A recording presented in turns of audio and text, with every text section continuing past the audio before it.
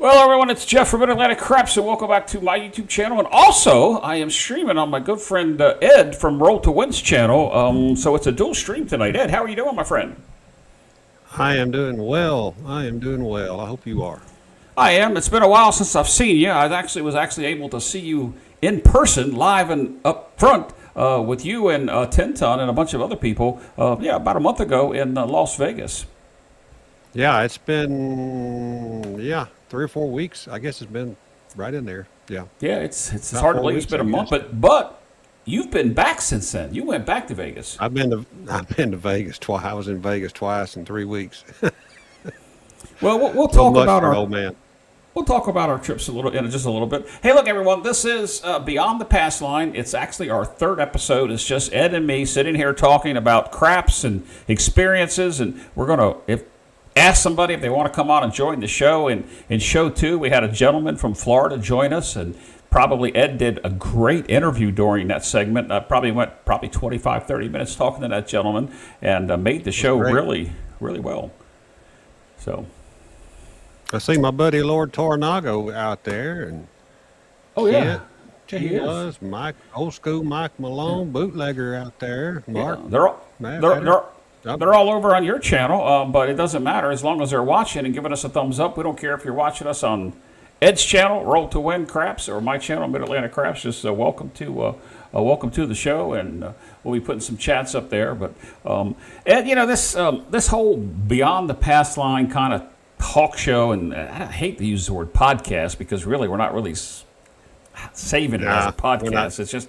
It's just two old fools getting on YouTube that love the game of craps, that like each other and talk. I mean, the idea came from both of us saying about the same thing probably a month and a half ago or so, and here we are. I'm going to say it's been longer than that because we haven't done one in a while. I guess we did one. Did we do one right before we met up in Vegas?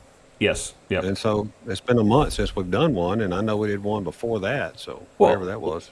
One of the reasons why we didn't do one since I was in Vegas is because you went back to Vegas for the Las Vegas experience with the casino tiers, which we'll talk about in the show coming up, dates and stuff. If you really want to think about that. But it is the game of craps as we know it is entertaining. It's fun. It's frustrating at times. It's a pain in the but we continue to go out and do what we're doing. And I think I don't want to speak for you, but I've had a pretty good last couple of years. Where years before that I was constantly losing. So the way that I play, nobody has to play like me. It just happens to work. But I know that some of it came from you. Some of my dice tossing where I try to influence the dice. I'm not very good at it, but I try my best. Came from you, and you helped me with that. With this casino experience, I mean the Las Vegas and now soon to be Biloxi experience. You guys got a lot of people coming in. We really do. We were sold out. I mean, we only do 8 a day, 8 on Saturday, 8 on Sunday. So that gives everybody some really good individualized attention, and we had just a great atmosphere with everybody. That they all gelled real good, and and so we're getting close to 60% sold out for next year already. Yep, and we'll go through the schedule here in a little bit. But one of the things I liked, and we got to go back and talk about when you and I were in Vegas. One of the things I liked that I saw on Facebook on this last experience is you had a female student who performed in the game of craps really well and made some money for some folks. She made money for everybody on the table.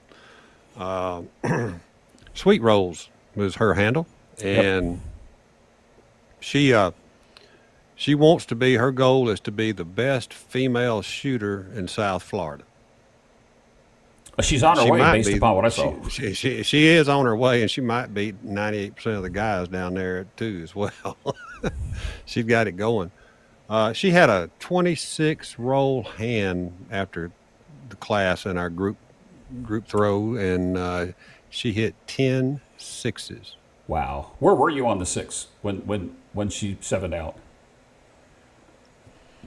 We had both collected at 420. I think that was the last hit, if I remember. So it's right. always great to drop the 10 and get the purple chip. Yep. She had never collected a black chip. She had never collected a purple chip, and obviously never collected $1,000 canary chip. So there's Cage. Howdy, Cage. She was ecstatic. I mean, she's played down in South Florida and steady as she goes kind of a player. And then we took her, and I worked on her shot. I worked on her grip for a long time that day, and then I gave her a die set, and it worked. So, And is it dice set secret, or can you tell us what she was actually throwing most of the time? she threw the same set the whole time.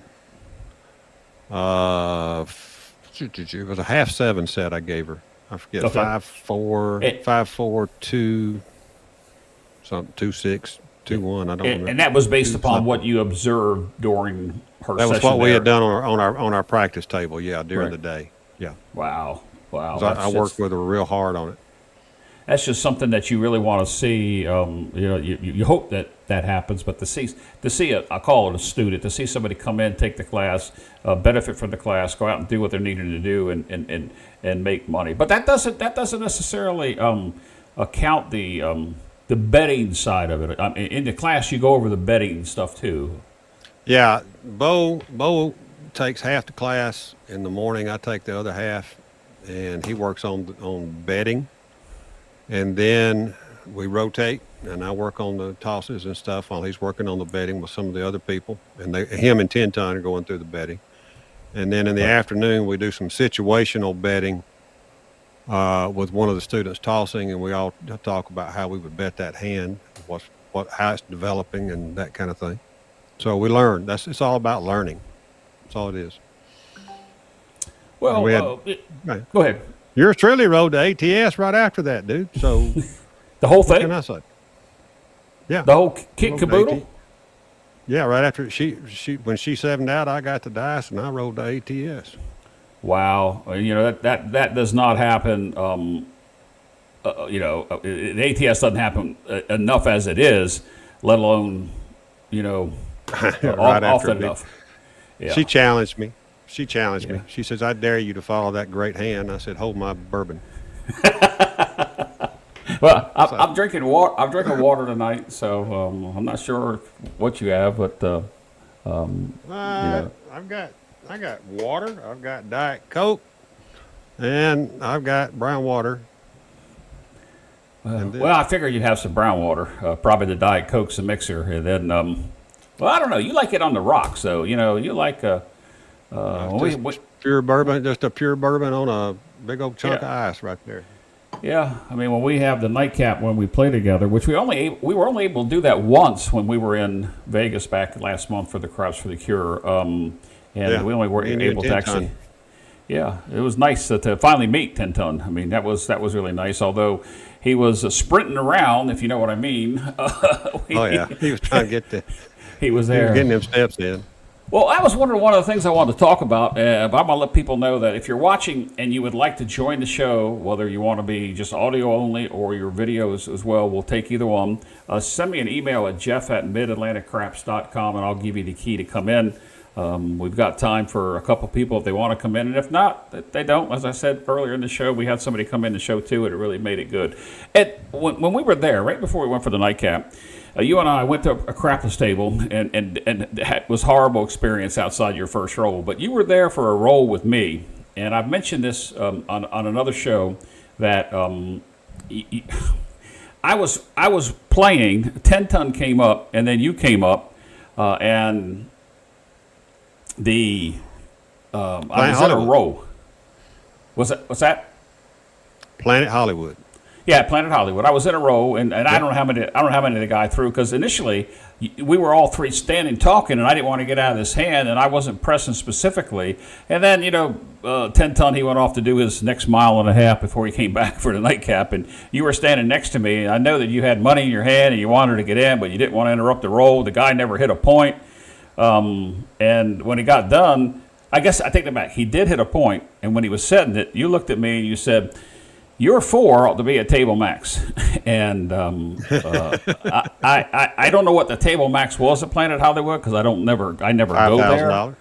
5. I can't picture being at 5, but that guy hit a lot of 4s. I mean, a lot of 10s. One or the other. And Well, it was 10s. It was 10s, but it's it was the same 10s. difference. Yeah, it was same difference. Yeah, right. And I didn't. I think I may have had 150 on it. Maybe. I don't remember. I don't think I went much higher than 250 if I went at all. But you started talking to me about betting, and by that time we're already into the trend betting. The numbers were being hit. The numbers were out there. And you kind of coached me along with that, and I made out very well during that hand. And when I say very well, I mean you know what I colored up. In for 1 and out for 4 times that is sweet. So to make $3,100 on a roll is really, really nice. But you left and you went over to the crapless and you had a good hand, and I came over and we both had bad hands, and then 10 Ton was back from his 1.5 miles and we went and had a drink. But We went to the bar. Question for you: when you're with people at the table and you see that going on, or maybe you're standing back like you were on this one and you weren't playing.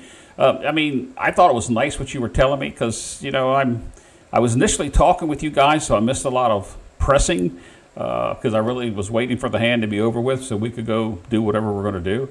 But do you go up to the table when you see somebody? Let's just say it's John Smith, and John, and you're watching him and he's not betting. Do you actually help people along at the table like that if you know them? If I know them, I might say something, but I mean, it's just my thoughts on what they should be. It's their money. It's not mine. It's easy for me to bet somebody else's money. So, it's up to them. But yeah, I'll say something. Yeah, I'll say some things. It's And nice if they're because a listener, they don't. well, some people are very timid with their money, and it's one of the things I was talking about. They worry about what's on the table. And losing what's on the table, and that used to be one of my fears, and it's no longer my fear, and I don't worry about it. But because most of the time, if you have it pressed up, it's pressed up with winnings anyway, and you've covered your hand, and you're back into the winning side of the hand. But the bets themselves, the way that I was betting, had I been betting the way I should have, which I think is what you were trying to tell me, that. I could have made a lot more money on that hand. Oh yeah. You could have made another $3,000 or $4,000 probably just on that number. And it's one of those hands that you kind of like wait for. You just kind of just you don't. I'm always on timing when I miss it. Like I'll either come up to the table after somebody says, "Oh man, you just missed it." The guy went on a 45-minute hour roll, may hit the ATS and all this kind of stuff, and then they color up and people leave, and that's why the table's open. Or with me, I've already finished my session, decide to leave and come back, and I have Clay tell me, "Oh, you missed it. Ted did this," and you kind of hate those things. It's always about timing. I had 2 good timing sessions in Vegas. As you know, I played at the at the Palace Station private table that John Kokas from Pro Craps had arranged for the Craps for the Cure. And it's over on Ryan's channel, Mark the Point. He put it out last week. And you can't tell who it is, and I don't think they mention it because you hear Old Spice, as you call him, Craig and Ryan talking. But that's me in that hand after Jen shoots that went on a 45-minute roll and a 30-something, high 30, low 40 roll. So I was there in Vegas for that roll and this guy's roll, and it made a world of difference in not only paying for my trip, but coming home nice on the positive side for the bankroll for the next one. I watched a good little bit of that. I think I even watched some of it. It's either yesterday or today. And I may have to do a reaction to that. But it's so long. The video is so long. Oh. And now here's what everybody kept saying afterwards. They kept saying, well, the dealers were so slow. Yep. Mm-hmm. And all right, I'm going to tell you right now, I didn't see a slow dealer. I saw a bunch of late bets and a whole bunch of prop bets slowing that game down. That's what I saw. I didn't see a dealer miss a bet. I saw a bunch of experienced players out there taking forever to make a damn bet's what I saw. Yeah, and it was aggravating. There was a lot of late bets. There was a lot of late prop bets. One guy two to my right was always throwing in, I want to say an $8 or a $12 something in the center action, not a horn because it was on the $4 rotation, but he was doing something else. So it'd been nice if he just said, "Here's an $8 horn." That's easy to calculate. But he was, two here and 10 there and so forth, and it was like, dice are out, and here he threw the chips in, and Do you know how many? Do you know how many rolls that was in that how long was it? 40 something minutes, right? yeah, Jen had it, and it was in the 30s. I don't think it reached the 40s. I know when we were down in May with you, All right, I so had that's a less 40 than roller. one roll a minute. That's less Yeah. than one roll a minute. So you tell me who was slow. Was it the dealers, or was it all the dumbasses standing around with their hands in the bowl, leaning on the table? I didn't want to making- say that, but I know. I'll say anything. I ain't scared. I ain't scared to say what's on my mind. I mean, we're all here to learn. If we're not here to learn, you need to go watch somebody that's got a damn podcast going on another channel right now, steal shit from people. So We talked about that early. Let's you stay gonna on get me this. fired up. Well, you gonna get me fired up? And I ain't even been on the air 20 minutes, dude. Good God. Let's Which finish one do this. you want me to go off on first? Which one do you want me to go off on first? Well, I guess can we look for a future reaction video to that? That was a It's question. painful. It's painful. Yeah, maybe. I mean, it's so damn painful to go back through it. I got to figure out how to speed it up on the broadcast just so I can get through it. With it. One- All right, look, 1.5 40-something minute times. toss, 30 toss, one a minute. That is nowhere near what a casino wants. That's nowhere near what it should be. And people throwing in bets, making it drag on and drag on and drag on. Well, it did, and what it it was was. it was frustrating to me because multiple times the dice were pushed out, and the guy, of course, I'm right hook, front hook, which I'm never there, and I'm throwing a 6-4, 6-5 the entire time. And that's a dice that I was throwing across the pass line over the beginning of the prop bets and into the right, the left front hook. And occasionally there were hands there. My dice almost hit somebody a couple of times, but yes, that's where I was throwing the dice. And to be honest with you, if you take a look at that roll and you watch the dice scatter, that's all they were doing was scattering.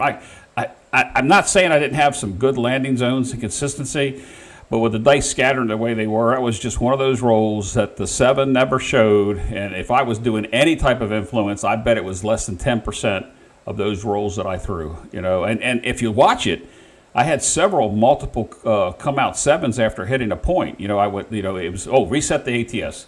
All right, boom. So 7 on a come out winner, front line winner, reset the ATS. That took some time too. Oh yeah, and I don't know. Like I say, there was a lot of things that slowed that hand down a lot. But it was A fun. lot of things. Yeah. I was in Oh, for 5 I and would out for love to. 1900. I'd have been down there blocking for you if I'd have been on that table. Well, you know what? I'm surprised you didn't mention because you would have picked this up on the end where the camera was. How many big bets did you see on the table? Not many. Not many at all. I was the only one with black chips at our end, and there were a couple people that had, double stacked green chips. But, we're there to have fun. You got 9 or 10, 12, whatever it was. YouTubers around a table. They're recording, something that John set up. It was really nice. I had fun. I was talking to Jen on one side, and I got to talk to the gentleman from Dice Data on my other side, John on the side of him. So it was a fun time, and I wasn't pressing nearly enough. But to take 500 to 1900 after tips, that's a good session. That is a good session. Yeah. It's a good session. And I hope you went to the cage right after that. I did because I had my girlfriend with me, and she and I said, it's like you said a minute ago, hold my beer and I'll be right back. Well, in this case, I said, let me just shoot the dice once. Won't be long. Well, 45 minutes later, and she had to wait for Jen and the other gentleman that was throwing the late bets out. I forgot his name. I had to wait for those two. So, it was an hour and a half before we actually got out of there if we got to the cage. But we had a good time. Yeah. I had a big Uber bill. That's 6 days I was in Vegas. I can tell you that. Big Uber bill. Uber will tear you up, but not near as bad as some of them cab rides I took the other day. Ooh, mercy. Well, you hooked me up on the way back with somebody. We won't talk too much about it, but that gentleman was really nice. We had a couple things in common. Not going to talk about it, but it was after you got out of the car. We talked about and we had a good time. Always helps to have your own personal Uber driver. Yeah, that was nice, and he was a nice guy, and he got a nice tip, and the thing coming from underneath Caesars to go back around and get over to Planet Hollywood, the way that you have to drive, and the way that you have to get there. I mean, from Caesars to Planet Hollywood, we probably could have got out and walked by the time it took him to get us around. Yeah, probably so. Yeah, but we didn't. But in It'd any been event, about 4,000 steps. I don't know about 4,000. It would have been Maybe. some. I tell you what, It's a lot, dude. I one did of a those- lot of steps. I had 2 days that weekend where I had over 20,000 steps.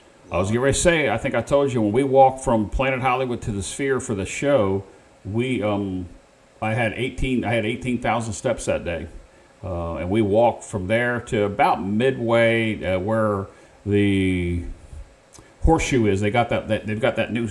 I'll call it. It looks like a street between Horseshoe and whatever the next casino is. And we stopped at a little Mexican restaurant there and had a really good lunch, and then continued on and walked the rest of the way. But on the way back, we took an Uber. I don't blame you. We walked back from the Sphere after the Eagles concert.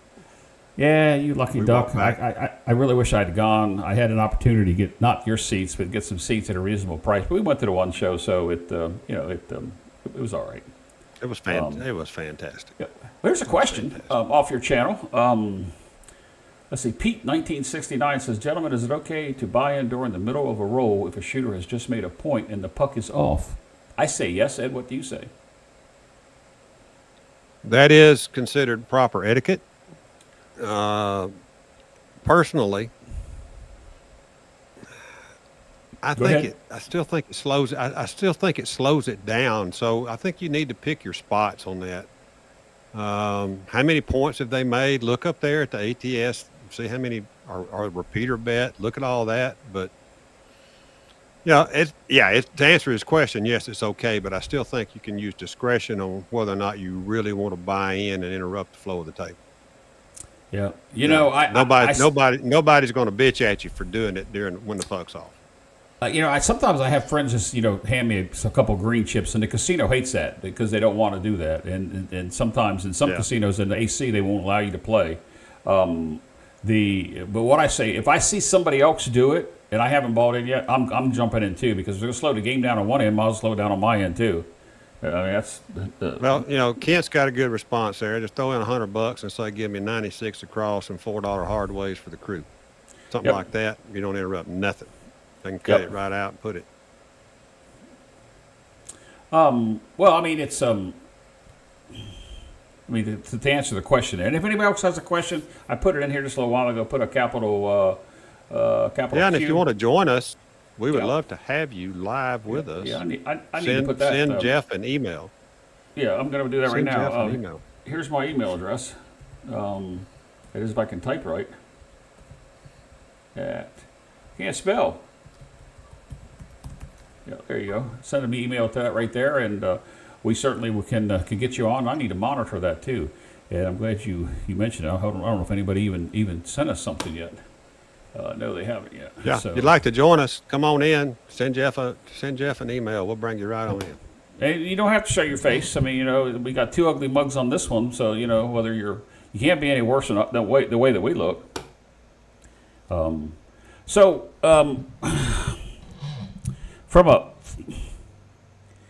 a traveling plane thing, you went to Vegas twice. Yes. Vegas, in Biloxi? a short period of time. You're 5 hours from Biloxi. I don't know how long it takes you to fly out of Birmingham to get to Vegas, but driving 5 hours, flying. I know you enjoyed the experience. 4 hours.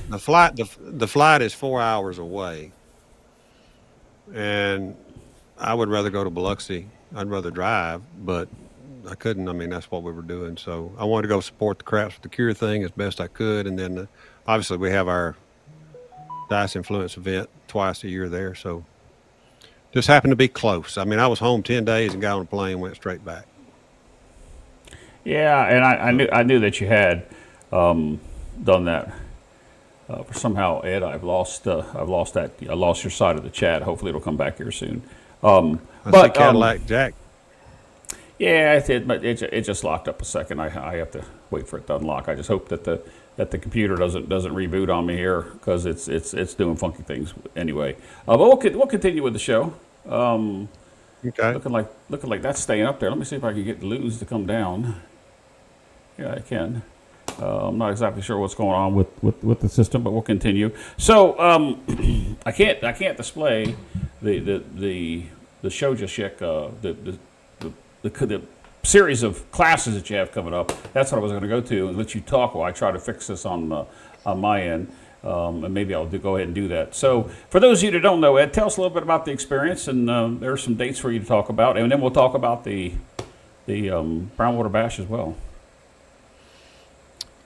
All right, so January, we're starting our first Biloxi Dice Influence event.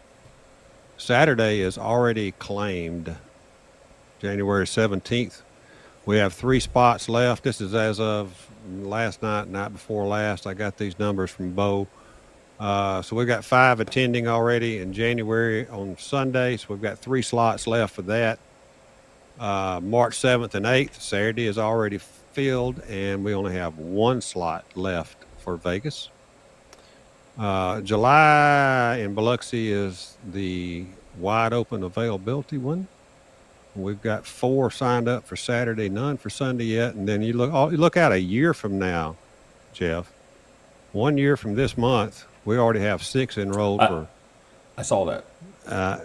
October 3rd. October. He's got 08, but that's October. That's got the wrong dates on it. But it's October 3rd and 4th of next year. Yeah, I took that off the Casino Tears Facebook page. Yeah, that would be. I got that from Bo, and I didn't just now proofread it. So there you go. But it's October 3rd and 4th. We already got 6 on Saturday, so we're like 60% claimed. If you're interested in that, you need to get a hold of, Bo Parker, Dice Coach. Contact him through his website, call him on his cell phone, and get your name on the list. He does not collect your money that far in advance, folks.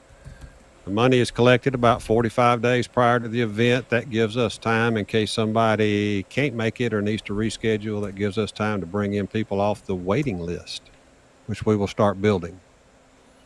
So it's going well. I mean, the deal in Biloxi is going to be the same format, but it's going to be different because it's going to be in the South instead of sitting there on the Strip.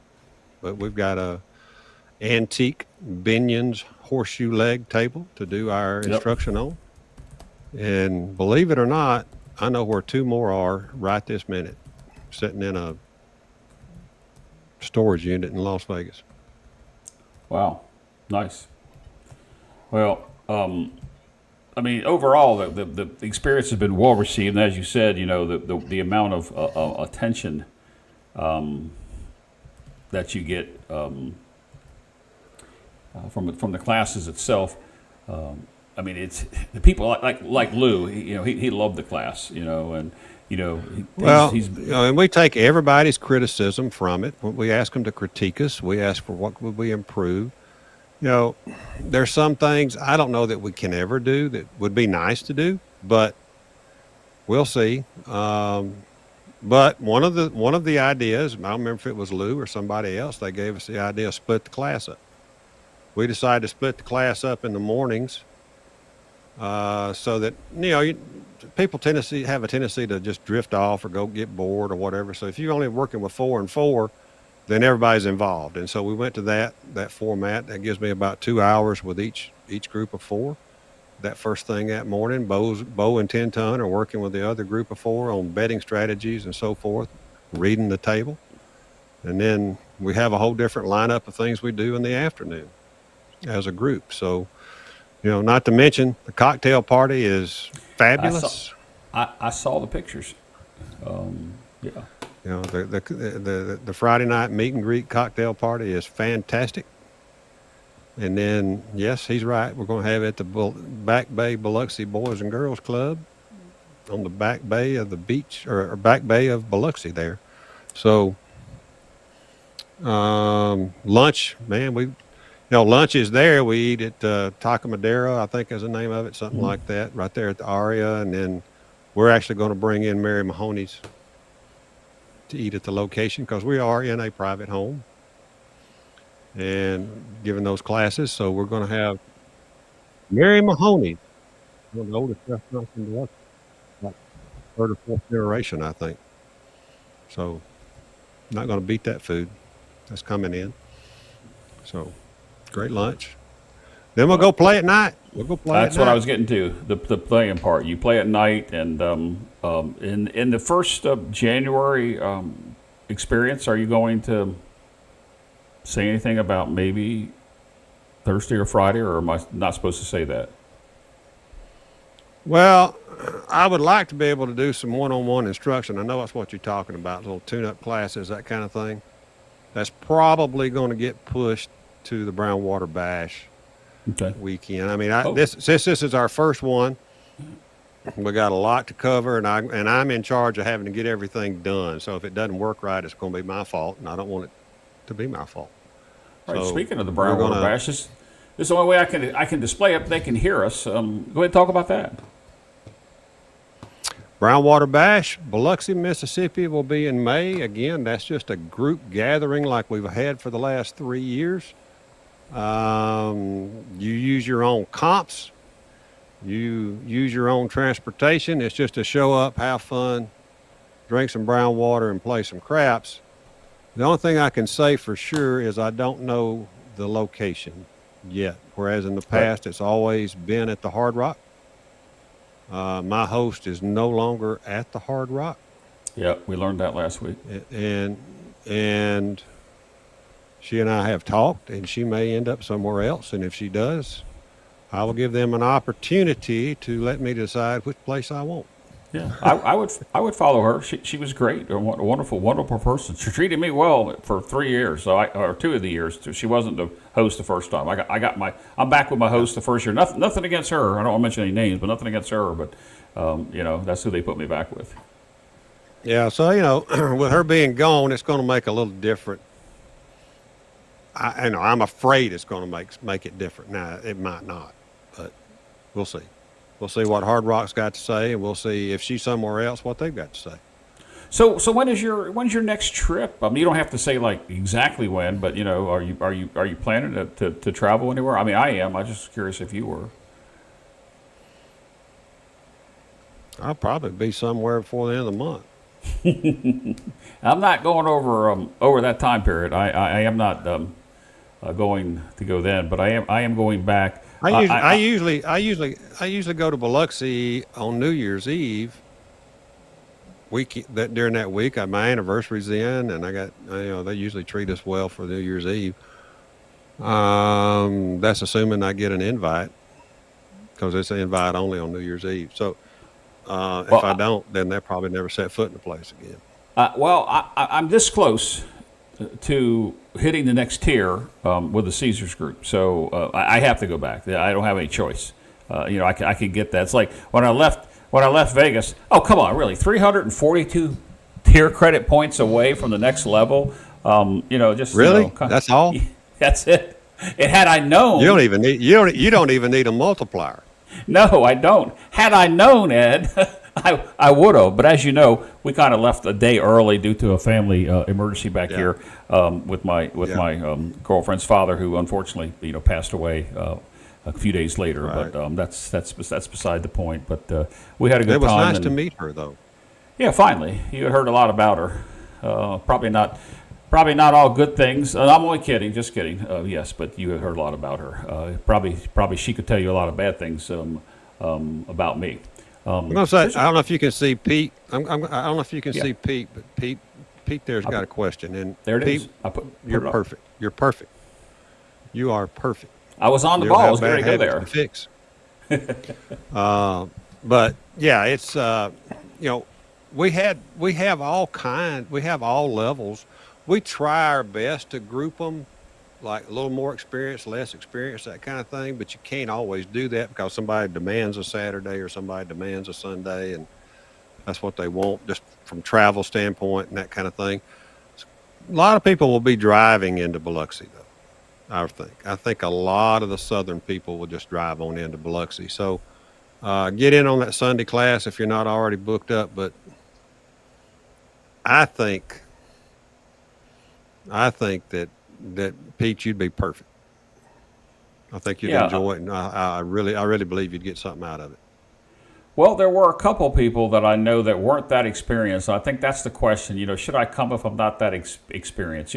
Understanding the game and the number of bets that you can make is definitely beneficial. Don't come if you don't understand the bets. But if you understand the game and what the odds are on each point or each place bet, that's good. But after that,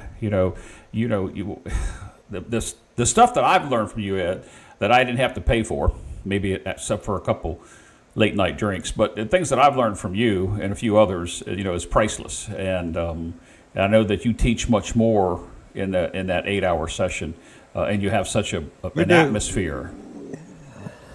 We do a lot of reading the table, work as a group, and I don't know, we're kind of breaking up. Yep, I am.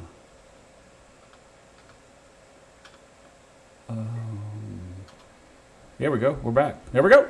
We're back. I have no idea. I have no idea what happened. I don't either. I had anyway, guys. We're back. We lost it for about maybe 45, 50 seconds, and you said hello to Sweet Rolls. I think that's her intent, and her husband plays as well. So all you guys out there, she's taken. Yeah. I was going to introduce her to one of my sons, but she's married. Oh my. Well, I don't. There's not that many females in I guess in the craps community. I guess is what you could say. There's not a whole lot of females. I mean, it's always good to see somebody. And then see somebody that did as well as she did while you were doing down there. She did fantastic. I mean, she was. I mean, we had all the students, all the people did great. But she was on fire, and she's full of personality. She had a good time, and we loved having her there. Well, I'm glad that she was able to, produce profit. She was able to use what she was taught and go in there and cut that table's throat. That's what you want. Yep. That's what you want.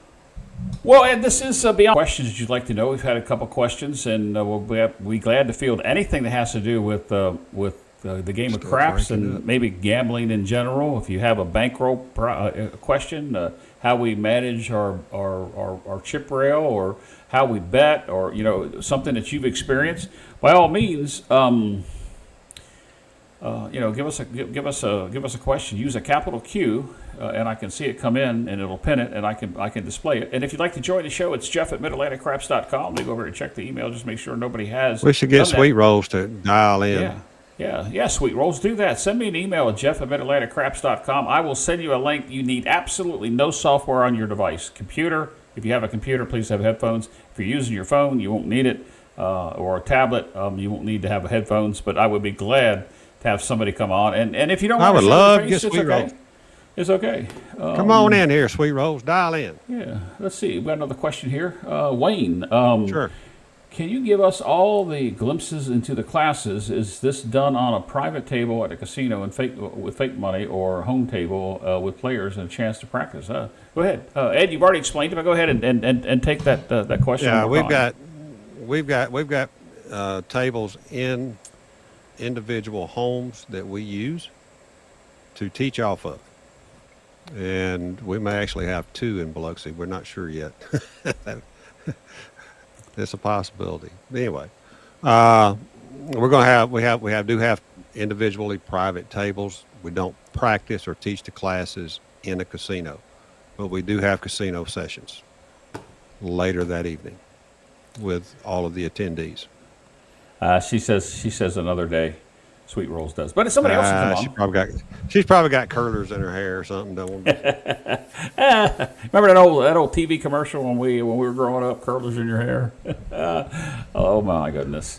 Well, you were breaking up, so I only remember you saying commercial. That's all I could hear. Oh, well, I'm not sure what's going on. I mean, I've got a good internet stream coming in, and I see what it's saying something here on the software here too, buffering as well. I don't know what the problem is, but anyway, we'll continue. And Mark, there is no prize. My internet. If we don't get it fixed soon, we'll just sign off, dude. I'm trying to start it back up. And you got me paused with my eyes half closed, and I look like I'm dozing off. Yeah, well, I think we're back now, so don't doze off because it looks like we're back now. Guys, I'm putting this in the chat right now. Ed and I stayed together the entire time when whatever happened with YouTube came down, and we don't know what happened with YouTube, but sorry about that. So hopefully you guys are back. Anyway, Ed, what I was saying that you and I, we get together, we just do this little talk. We talk a little bit, concentrated on our past trips and the Casino Tiers experience, soon to be the Biloxi experience in Biloxi too. So anything that you want to say, if we can't get any questions. Thank you to everybody that brought me brown water to Las Vegas, because I got a bunch of brown water and I've got to, it's on its way here. I had to ship it back. I had to get 10 tons assistant there to box it back up safely and put it back in the UPS for me. So, well, thank you guys. You know me, I love free brown water. Well, I know you do. Cause Lou and I gave you. Yeah, that bottle's empty right up there too. But I still got the bottle.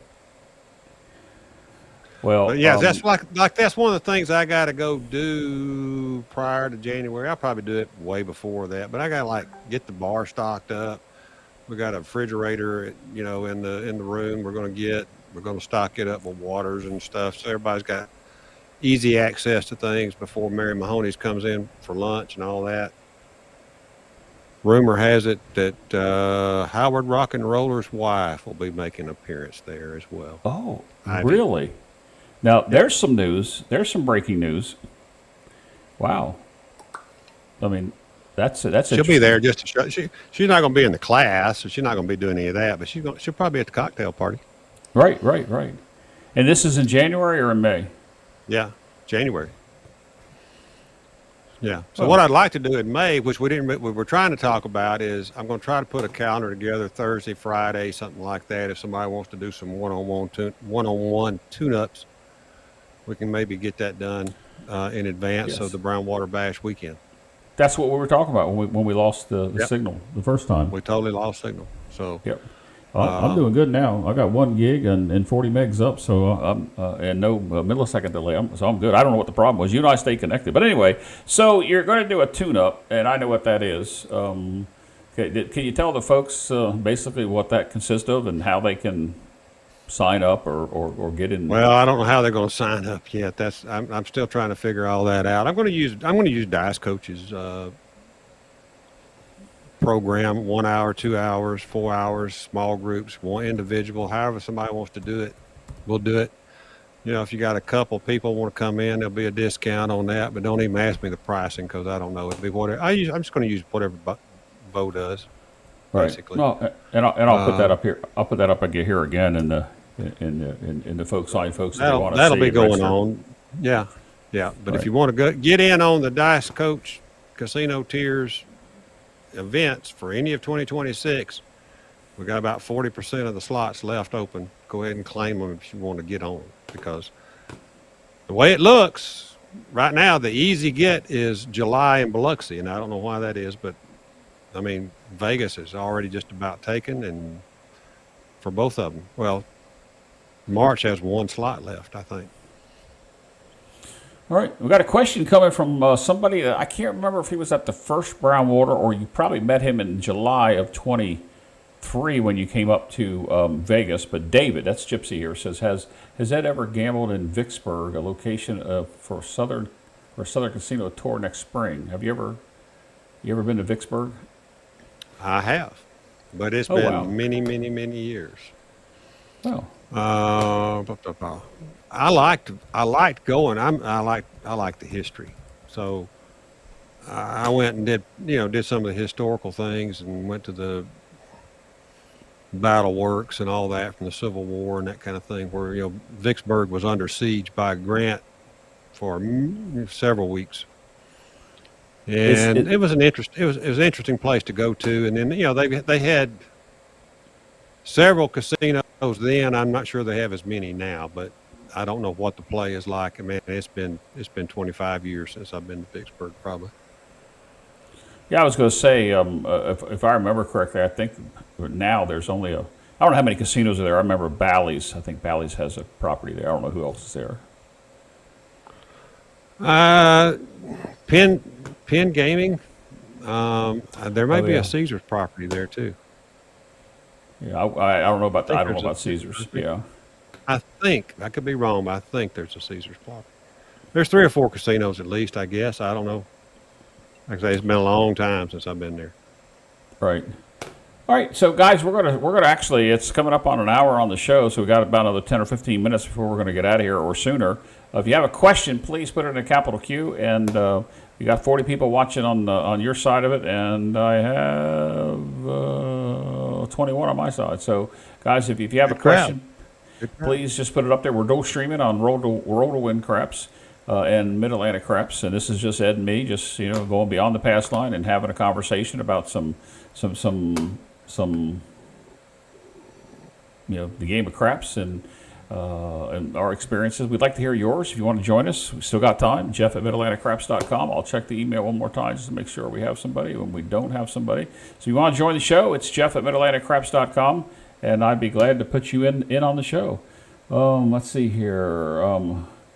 Rock's telling him where he's going to be. So Ed, with the advent of electronic gaming, not necessarily, to include the Roll2Win, the stadium craps, the bubble craps, and now it looks like there's a lot of crapless bubble craps out there. Have you, I mean, I know you don't play that because you played a different game when I was down there in May. I'm not exactly sure what you played.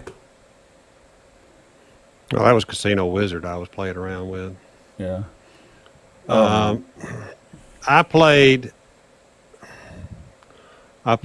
sat down at the little, what do they call it, where you throw in the shoebox. Stadium craps. Stadium craps. Paris. Yeah, the tub. And then when I sat down and put my money in, I realized I was on the crapless table, so I couldn't bet the dark side on other people.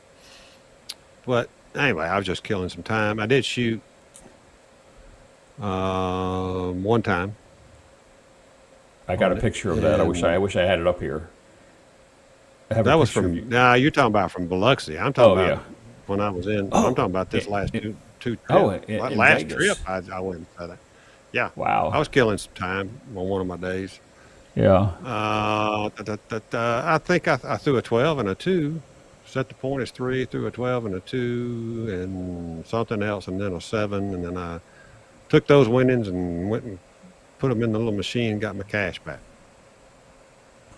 So, man, I had so many repeater bets.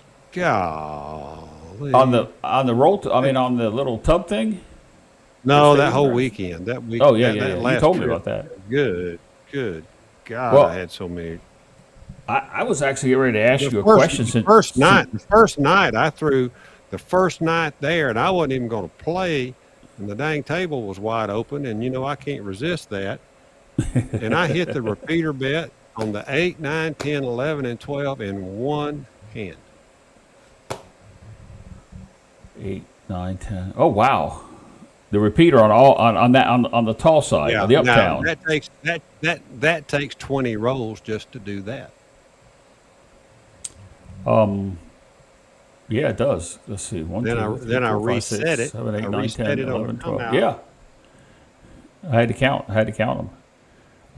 I had a frickin' 30-something roller, 35, 40 roller probably right there. And then I colored up, and then I went up to played the repeater table up there at Planet Hollywood and hit 2 or 3 of those and colored up. And then I went back down, walked through Paris, went over to Bally's, Horseshoe, and hit 2 or 3 repeaters on their table. I only played there once. Only played it at the Horseshoe once. It they only got three. You know, the sad thing is they've only got 3 tables open at the Horseshoe now, or three tables period at the Horseshoe. 2 of them are 14 footers. I did not go into the Valley or Horseshoe this past time, but I like that one. It's in the center aisle. You come down the steps or over by the whatever you call that thing. It's that's the only one I've ever played on. Yeah, they got a 12-footer on the end cap, and then they got 2 14-footers. That's all they got left. And that's sad. I mean, because you think of Horseshoe casinos, and you know, here we think of that as being a lot of craps tables. But I mean, it's sad when they do stuff like that. Right. Really sad. Here's a question: do either of you have any recent stories of getting heat at the table? Ask if I saw it firsthand at South Point a few weeks ago. I do. I have not had heat recently. The last time I got heat was at an independent casino in Delaware, and I was asked to hit the back wall, and then I was asked to hurry up my dice setting, which really wasn't that bad. It wasn't, and I don't consider that bad heat. That's the heat that I got, but I had some stories recently of some people that weren't hitting both dice hitting the back wall, and were also told to make sure they hit up in the diamonds and not at the rubber base at the wall. Ed, do you have any? I got heat in my last trip to Vegas. Where at? Cosmopolitan. Really? Friday night. Yep. Never played Friday there. night, Walk through it. right after. Well, it was after the cocktail party, so there was some brown water involved in all of this with multiple people. But we left early enough so that I was like, okay, I'm walking back down the strip, trying to show 4 of the guys that were there. You know, they're going to walk back next morning. You know, here's your landmarks. Here's how you get through and back up to where we're at there on the strip when we teach the class. And so I said, you come up right here to the Cosmopolitan, and then we're going to turn right. So, you know, head towards Planet Hollywood. And one of the guys says, I never been in Cosmopolitan, which, you know, was twist my arm. I'll go show you where we're at. So we went in. No, it's about 10:30 at night, I guess. And we walk in, go down the escalator, and I take them to where the tables are, and they're just looking around and everything. It's a different type of vibe in that place. And there were 3 open tables and 3 full tables. The 3 full tables were $25 minimums, and the 3 open tables were $50 minimums. And those are very bouncy tables for anybody that don't know. And all of the MGM properties in Vegas, as best I can tell, and maybe even maybe a corporate thing everywhere, is they've got 5-row diamonds instead of the 7-row diamonds. So you got a bouncy table with 5-row diamonds, which is not optimum conditions for a DI at all. But the table was empty, and it was a $50 minimum table, and somebody said, Ed, see if you can get them down to 25. And so I pulled out a wad of money, and I said, looked at the box man, and I said, I got a group of 5 guys here. We want to play craps. Can you lower it to $25? And he just looks at me with deer eyes in the headlight, and I go, $25 going once, $25 going twice, $25 going 3 times. And I started putting my money back in my pocket, and he said, y'all buy in. Sweet. And so we got a $25 table. And so the stick man says, who's the oldest one out of the bunch? Well, of course, that's me. That's me. So I'm having a really nice little hand, and I'm throwing very, very softly. And my dice are low and soft, and they're trying to only hit. I'm just trying to hit the base of the rubber down there. Keep them below those 5 diamonds. And it was working. And then Mr. Stickman says, sir, you've got to hit the wall harder. And I said, really? I said, is that in your gaming manual somewhere you can pull out of your back pocket so I can see it? I need to know the definition of harder. And he said, sir, I know what you're trying to do. You've got to hit the wall harder or I'm going to take the dice from you and pass them to the next guy. I said, give me a $25 hard 8.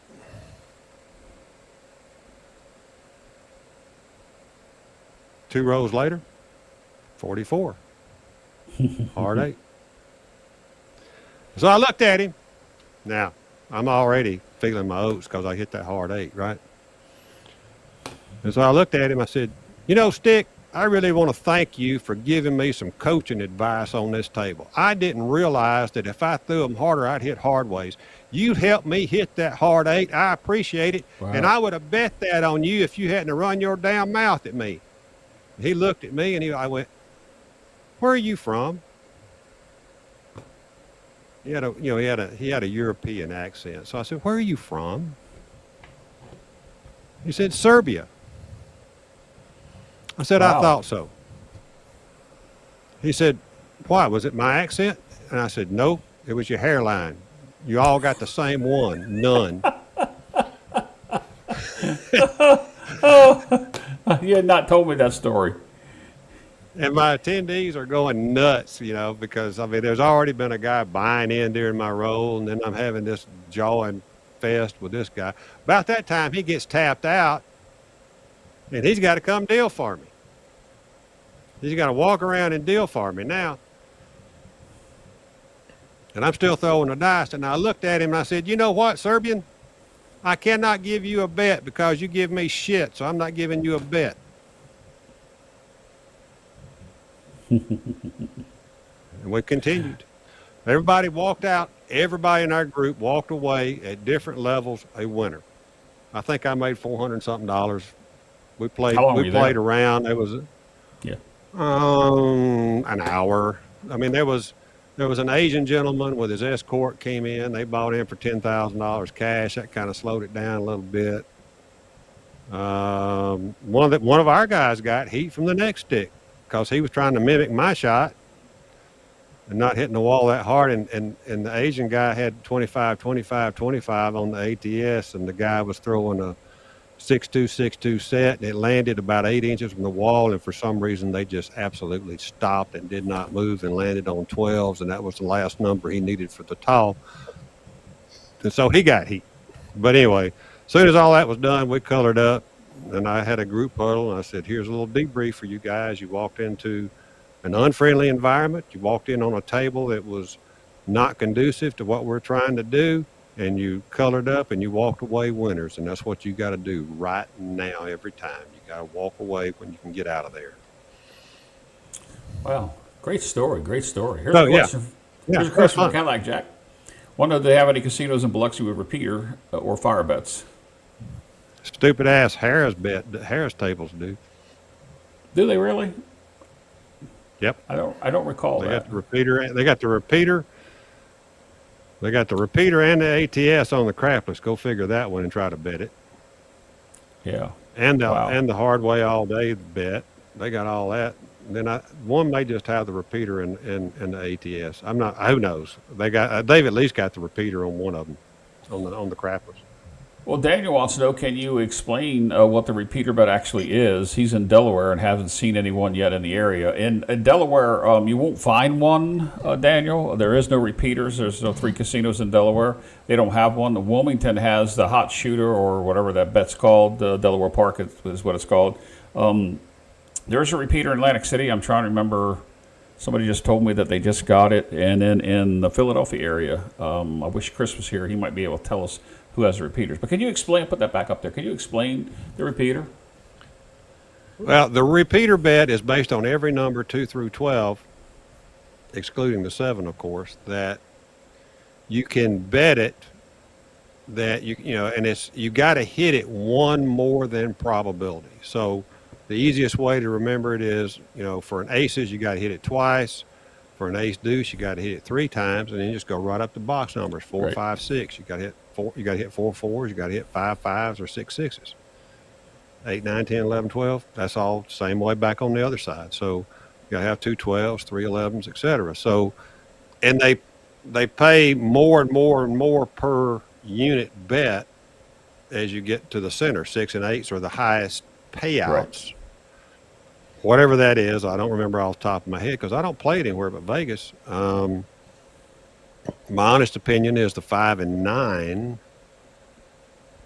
are the sweet spot on the repeater bet if you can throw 5 or 9s, because you got one less to hit and you can get paid pretty good on it. And I was betting $50 on the repeaters. I was betting $5 on all the repeaters the whole time I was there. Every single time I was every time I was on a repeater bet, I was betting $50 on the repeaters. Wow. A lot of people do it for $1. There's nothing wrong with that. I mean, you bet for what you want to bet it for. And there were sometimes I would bet it. When I was shooting, it was always $50. Now, sometimes I would bet 2, 3, 4, 10, 11, 12 on some people. Because Gene Krupnick, I did that on him.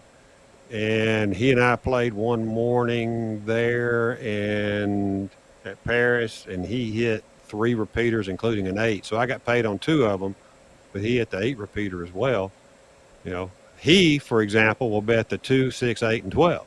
Go figure. So, it's whatever you think you can hit, or whatever I don't know, your favorite numbers are, or whatever you want to do. So, but it's always one more than probability to get the payday.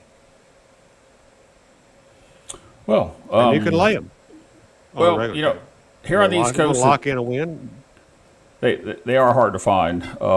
Here's another question. I guess I heard you talking about the 5 versus the 7 diamond rule. So EF wants to know: are the 5-row diamond bigger diamonds? Yeah, if you'll imagine the same height on a 7-row, but it's only got 5. So those are bigger diamonds, and they'll mess with the angles are bigger. The dice don't respond the same on the 5-row as they do off a 7-row. So my recommendation, if you look and you notice you're on a 5-row diamond, is you got to keep them low, and you don't want to hit any higher than that first or second diamond. Preferably, you want them to just die at the wall. Right. Well, that's my goal every time, to have them bounce into the wall and die, unless I'm throwing the actual drop shot where I just want them to just land and poof, stick. But I'm not. I don't credit myself as being that consistent, and I don't practice enough. And that's one of the things you and I talked about the other day. We went to. I know Bellagio's got the 5-row diamonds. Obviously, the Cosmo does, and I know Aria does, because I played Aria twice last weekend when I was there, and same shot as I was using at Cosmo, really. Low, soft, try to get them to die at the wall, but those places don't really sweat. I was surprised Cosmo was sweating it like they were. Maybe the guy just wanted to be nasty, but I enjoyed giving him some lip. Well, I had a question that came in and went out of my head based on something that you had just said. What over the years at 5, 7 rows? I mean, where do you see the difference or the transition to the 5s? The 5s are old. If you look, that's old style pyramids, and I look at the 3 Binions tables that I know of that all have the original diamonds on them, and they all have 5-row diamonds. So it's what they started with, and they went to 7, or somebody decided to go with 7, at least on some manufacturers. Who knows where the game's headed with that? They're going to switch anyway. I mean, they play with underlayments. They do all that stuff. They'll play with the diamonds too. Well, that was just mess with you all together. Because it's like, I think on the last show we were talking about the different various. No table was identical. I like a hard surface. I like the Planet Hollywood tables. I played there. I like Harrah's in Vegas. I hate Harrah's in Atlantic City, not because of specifically the table conditions, but the issues that I've had there with just the game itself. But I think most people prefer a hard table.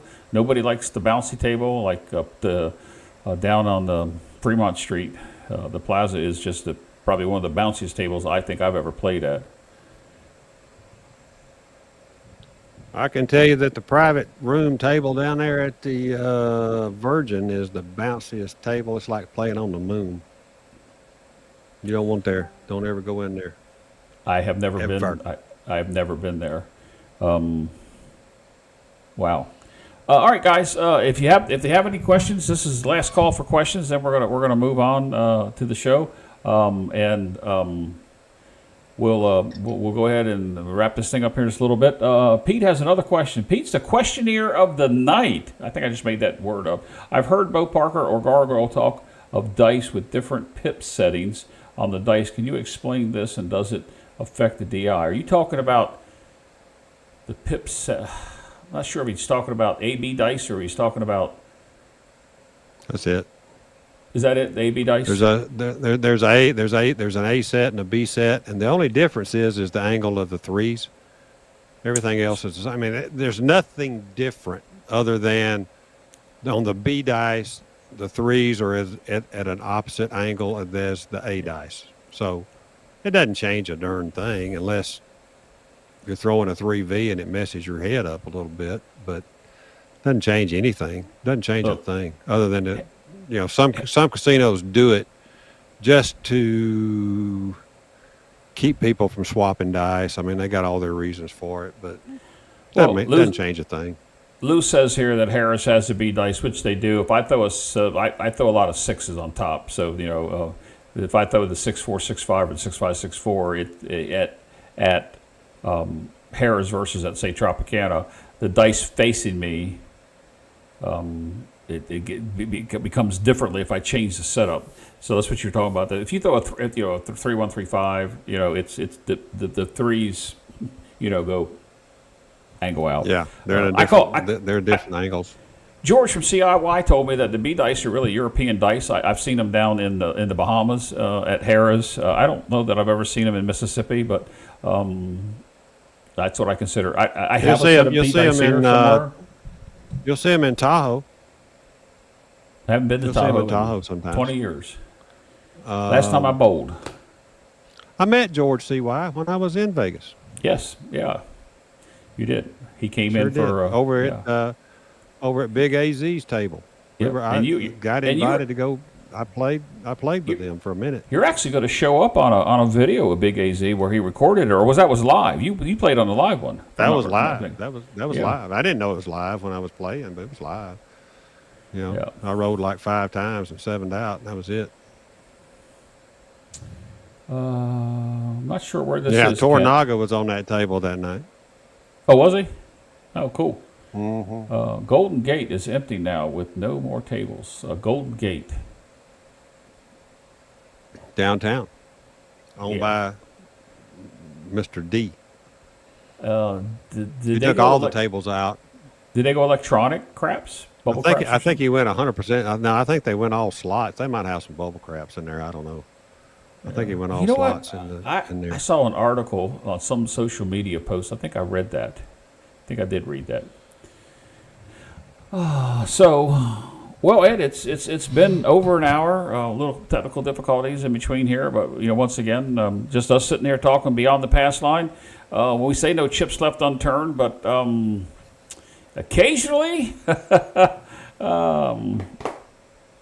well, I'm not going to say it. I'm going to leave it there. I'm not going to say what I was going to say. You did a good job of cutting me off tonight when I was fixing to get on my high horse. I appreciate that. Oh, what was that about? Let's go back to that. I don't remember what you're talking about. About the video? It doesn't matter. Oh, yeah, about the video. I think it was. I didn't mean to. I didn't mean to. I like it when you speak your mind. Well, let me say this. If you go back about 2 years, maybe even 3 years into my video catalog, you want me to stop? No, I know what you're ready to say. Carry on. I did cut you off, and I apologize. Finish this statement because I want everybody to know. I did a video called CPR. That stands for collect, press, and regress. I did not invent that. I did not invent the term. That came from an article that the mad professor wrote back on early 2000s.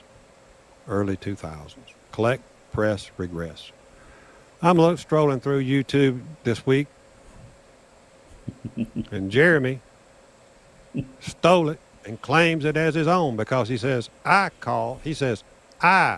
as in Jeremy, Jeremy, call this collect, press, regress. Bullshit. Give credit to the guy that wrote the damn article that you stole that shit from. That's all I got to say. Oh, yeah, I just put that in Google, Ed. I got a video from 7 years ago done. I've got a video from 3 years ago, and then I got a video from 6 years ago. One is yours from 3 years ago, and then, of course, now I have the one for Color Up that comes up now. Wow. Yeah. I just Googled. No, it ain't new. That ain't a new term. That is not a new philosophy. That is not a new strategy. That shit's older than frickin' Jeremy, probably. I mean, I used to play like that. I mean, I did. I mean, I would collect, and I would press somewhat, and I'm of the theory of the mathematical formula that, according to MIT, the average roll was between 6 and 8. If you do the math to the point, it's 6. So I like to be out of the hand by the 6th roll. Now, that doesn't always happen, and hopefully I'm out by 5. But if you have a point hit in between or a couple craps numbers, it really screws up. And a lot of people, I bring my bets down to my minimum, what I'm willing to risk during the hand. Typically, it's 96, to 160, depending on how much my bankroll was for that time period.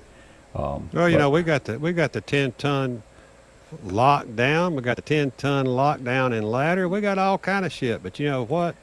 We can't invent nothing new. We can just rename it. Well, I mean, and when you see all these YouTubers, don't get me on my high horse now, because you've heard me say this. It's one of the reasons why I don't do as much as I used to do. Especially, I don't do strategies. I don't do systems. Because there's so many channels that are out there now. I just saw Arnell join us, and if you go to his Wednesday night live fantasy crap show, you'll see him stream all these channels, and they've just grown. He used to, when I was hosting Craps Chat, I would send Arnell a message, hey, let me see the latest, and he'd send them over, and we'd stream them and cut them at the bottom of the screen, scroll them through there. There's just so many people doing so many things. And these people that are claiming that it's their system, that they're the GOAT and that they've started something that works. Craps, that system was done before you even were born, if I could say that. And don't get me on my high horse talking about any crickets or anything, because you'll really get me pissed off, and I will get on my high horse. And I'm trying to be... Let's talk about crickets. When you can put out 6 or 7 videos a day, based on whatever you want to play, Baccarat, I think he's even doing poker now. It just blows my mind that people are paying for stuff that right here on this show here, we're just talking about craps in general. Whether it's entertaining to you or not, Ed and I are just shooting in the breeze on beyond the Passline. But there are shows like that, and there's a couple new. I actually bookmarked a couple new craps shows that the production level is outstanding. I mean, higher than probably Jeremy's production level. And then what do you get? You get, 66 inside, and then whether you press or you collect or whatever you do, call that the skill 66. But before skill 66, it was something else. So kind of mixed up there, trying to keep my look at Joe. I thought I was the GOAT. Oh, Joe is the GOAT. Yeah, I got to meet him. I got to meet him in Vegas. The first time I met him too. I think, didn't I meet Joe? Yeah, I met him. I don't know if you did. I did. I didn't get to spend as much time as I wanted to. Out of all the YouTubers that were there, I told Joe this. I wish I had more time to spend with him, and because Joe and I have talked on the phone multiple times, If you don't know who we're talking about Craps Master Journey Joe. Every morning, 9 o'clock my time, 7 o'clock his time. He's out there doing his thing. He's got so many strings of shows in a row that it's just incredible, and you can watch his dice tossing journey. How's that a plug for you, Joe? I'll send you the bill in the mail. Oh, my goodness. Oh, look at this. He shoots live every morning. I didn't see Brian show up there. Brian? I even pinned it. Hey, Brian, how are you doing? Oh, look. I just mentioned 66. Look who shows up. Betting progression vary. What does it say? Betting progression vary. That doesn't. It probably means vary. Yeah, it doesn't. Probably means vary. That doesn't mean it's new. That's correct. Yeah. But yeah, it is. Whatever you can do to remember it. I like what Dr. S says. And, Dr. S is, he's the type of guy that likes to challenge. I know when he's in the YouTube chat, he challenges a lot of things that we do from our standpoint. But, he's right. There is nothing that nobody's done for decades that you can call your own.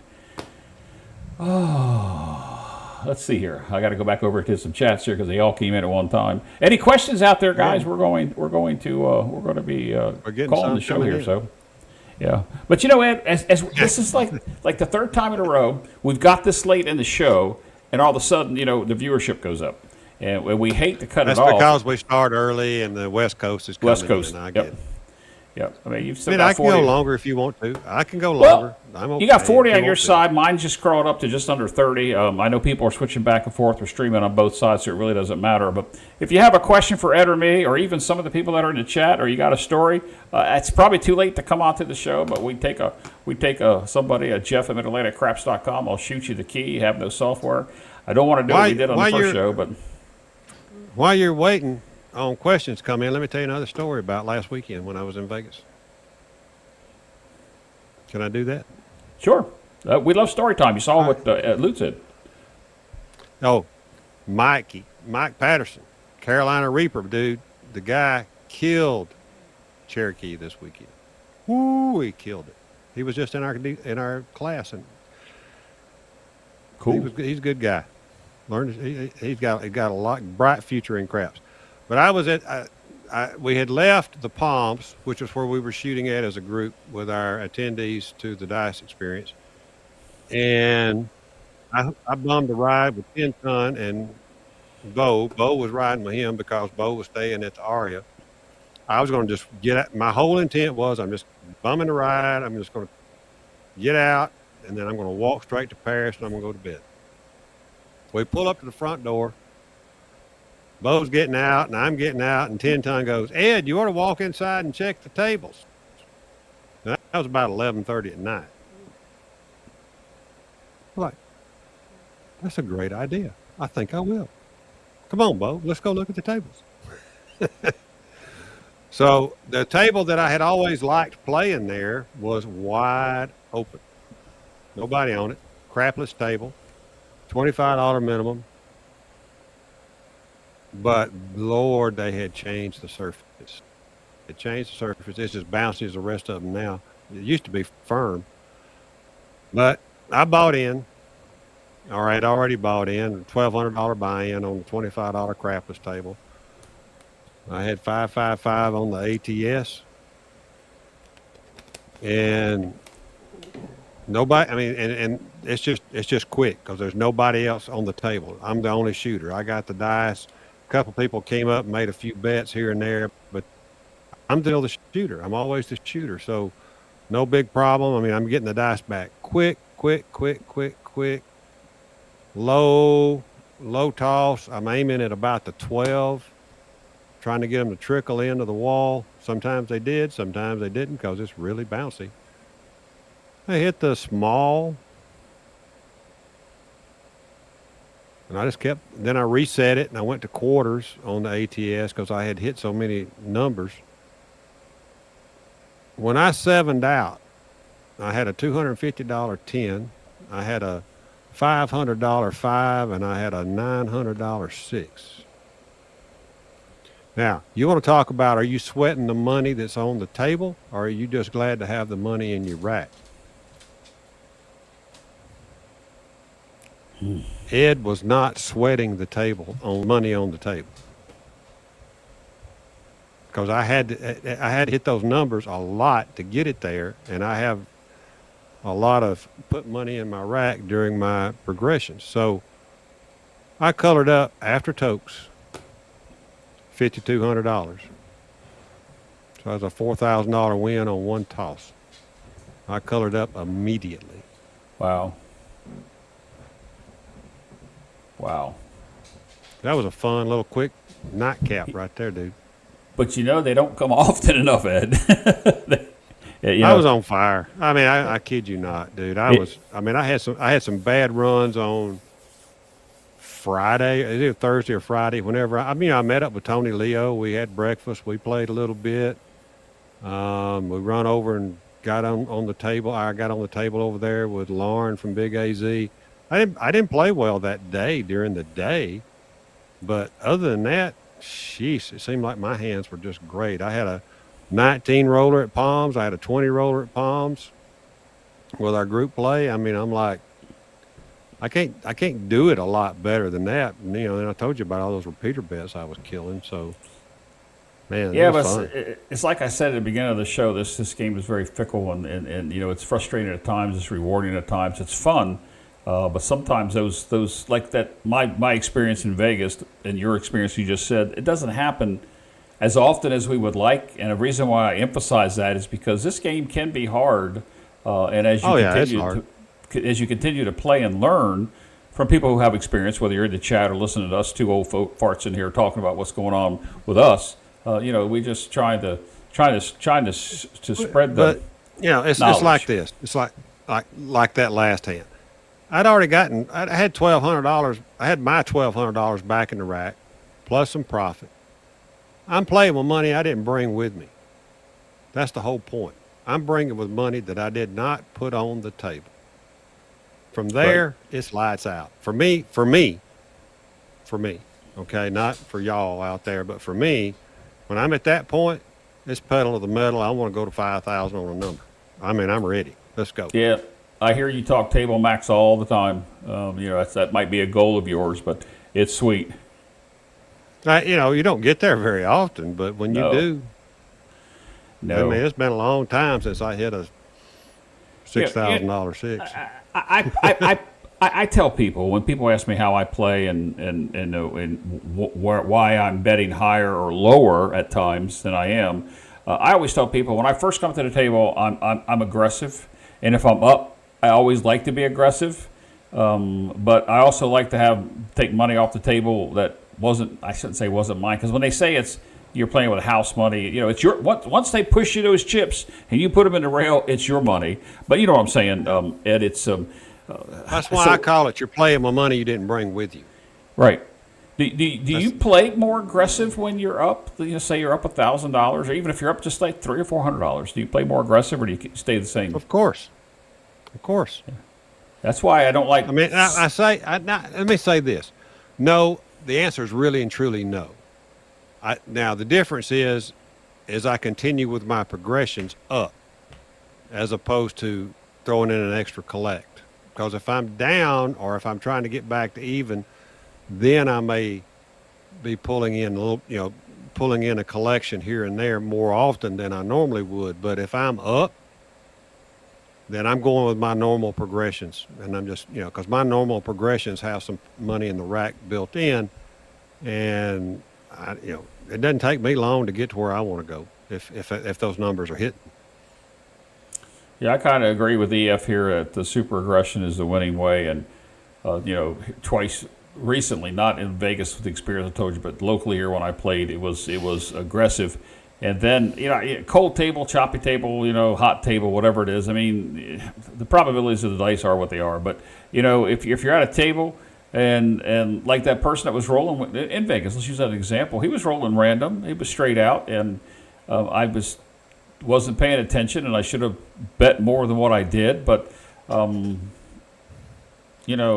here's the problem. Will you go to house max on a random tosser?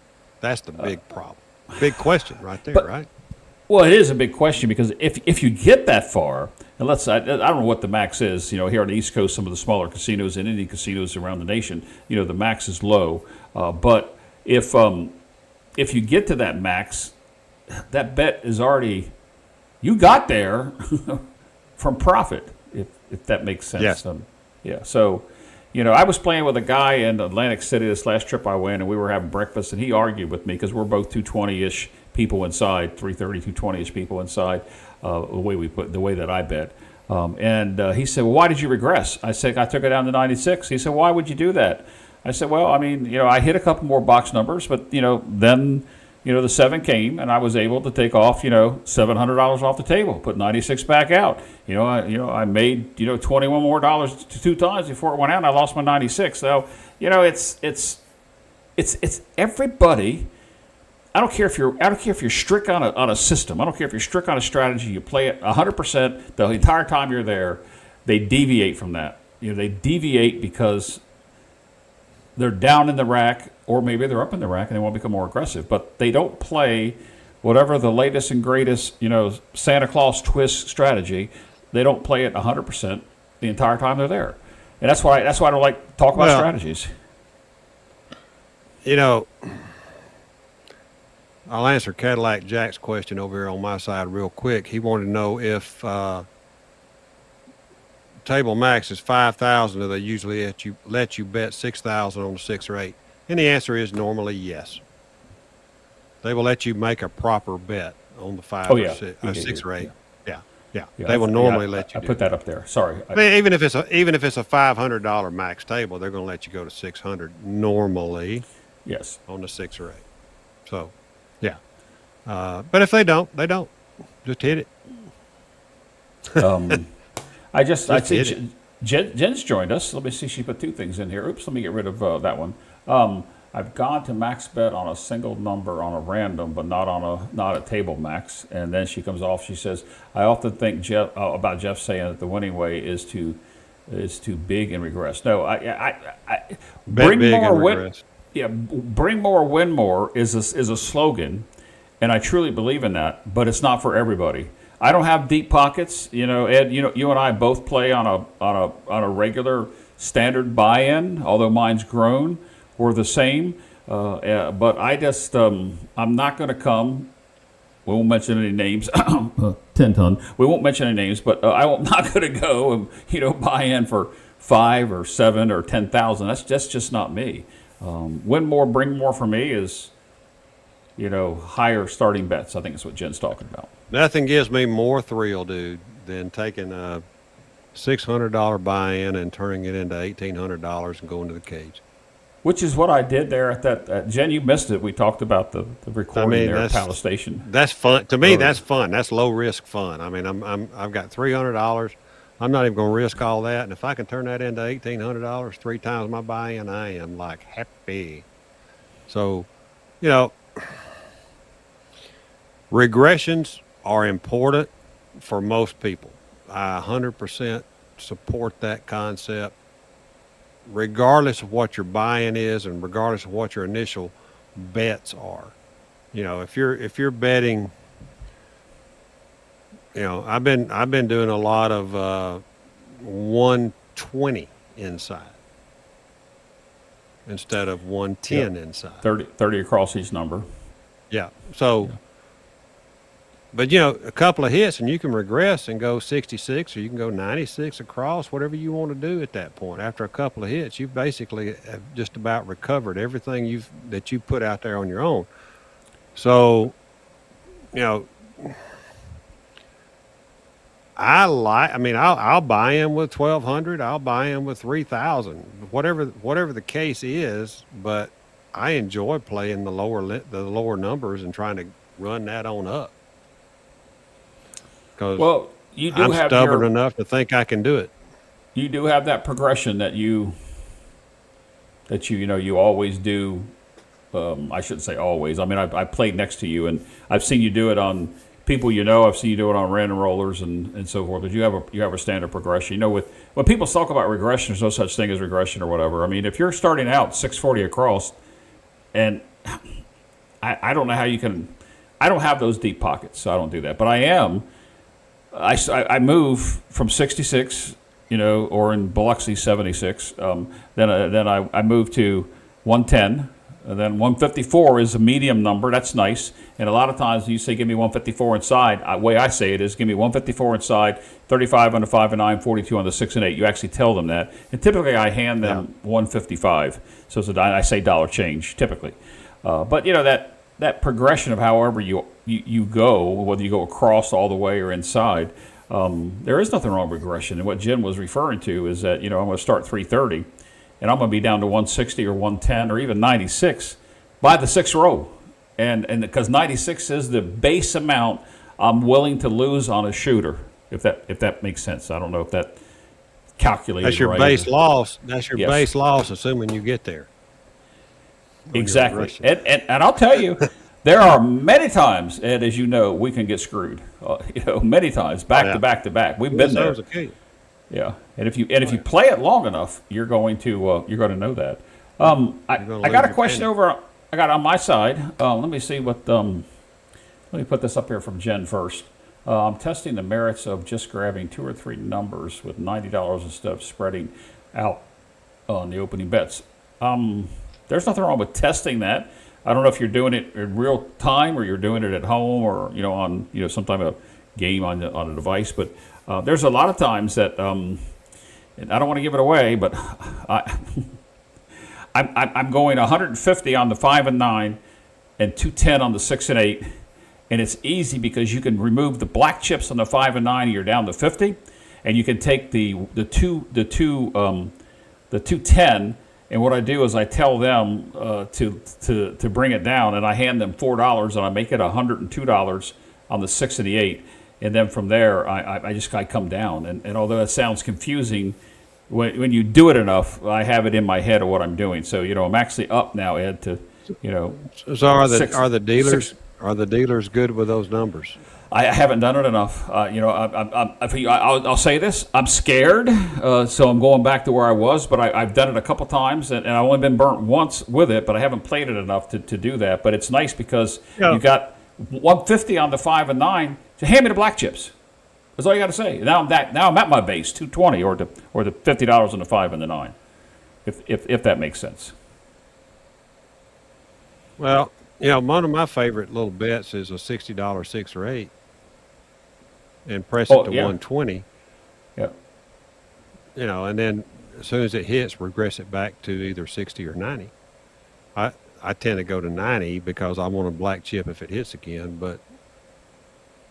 That's a quick, but you got to, what's the problem with that? Oh, you got to have 2 of those, right?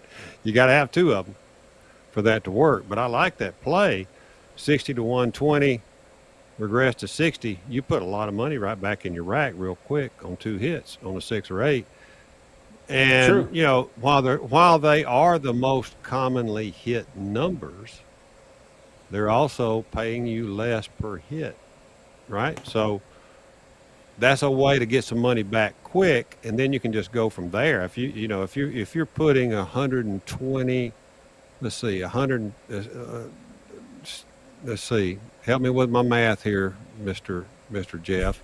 We got 120 pays 140. I'm putting 140 in my rack, and I'm regressing from one. So I'm putting $200 in my rack if I go back to 60. Correct. So if I do that, what does it matter what else I got? Right? I got 200. I can be at 90. I can say, just take me to 96.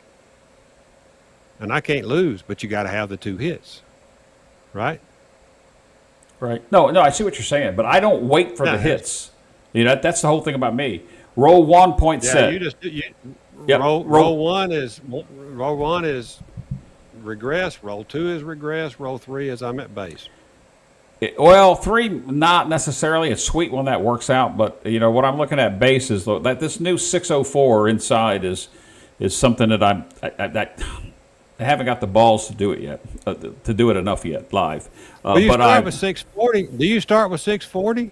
$604 inside. No, the 4 and the 10's a whole different game. Don't talk to me about 4 and 10. That's you got more brass balls than I got, dude. I ain't never made that bet. I've never made that bet in my life. 150, 5 and 9, 220, 6 and 8.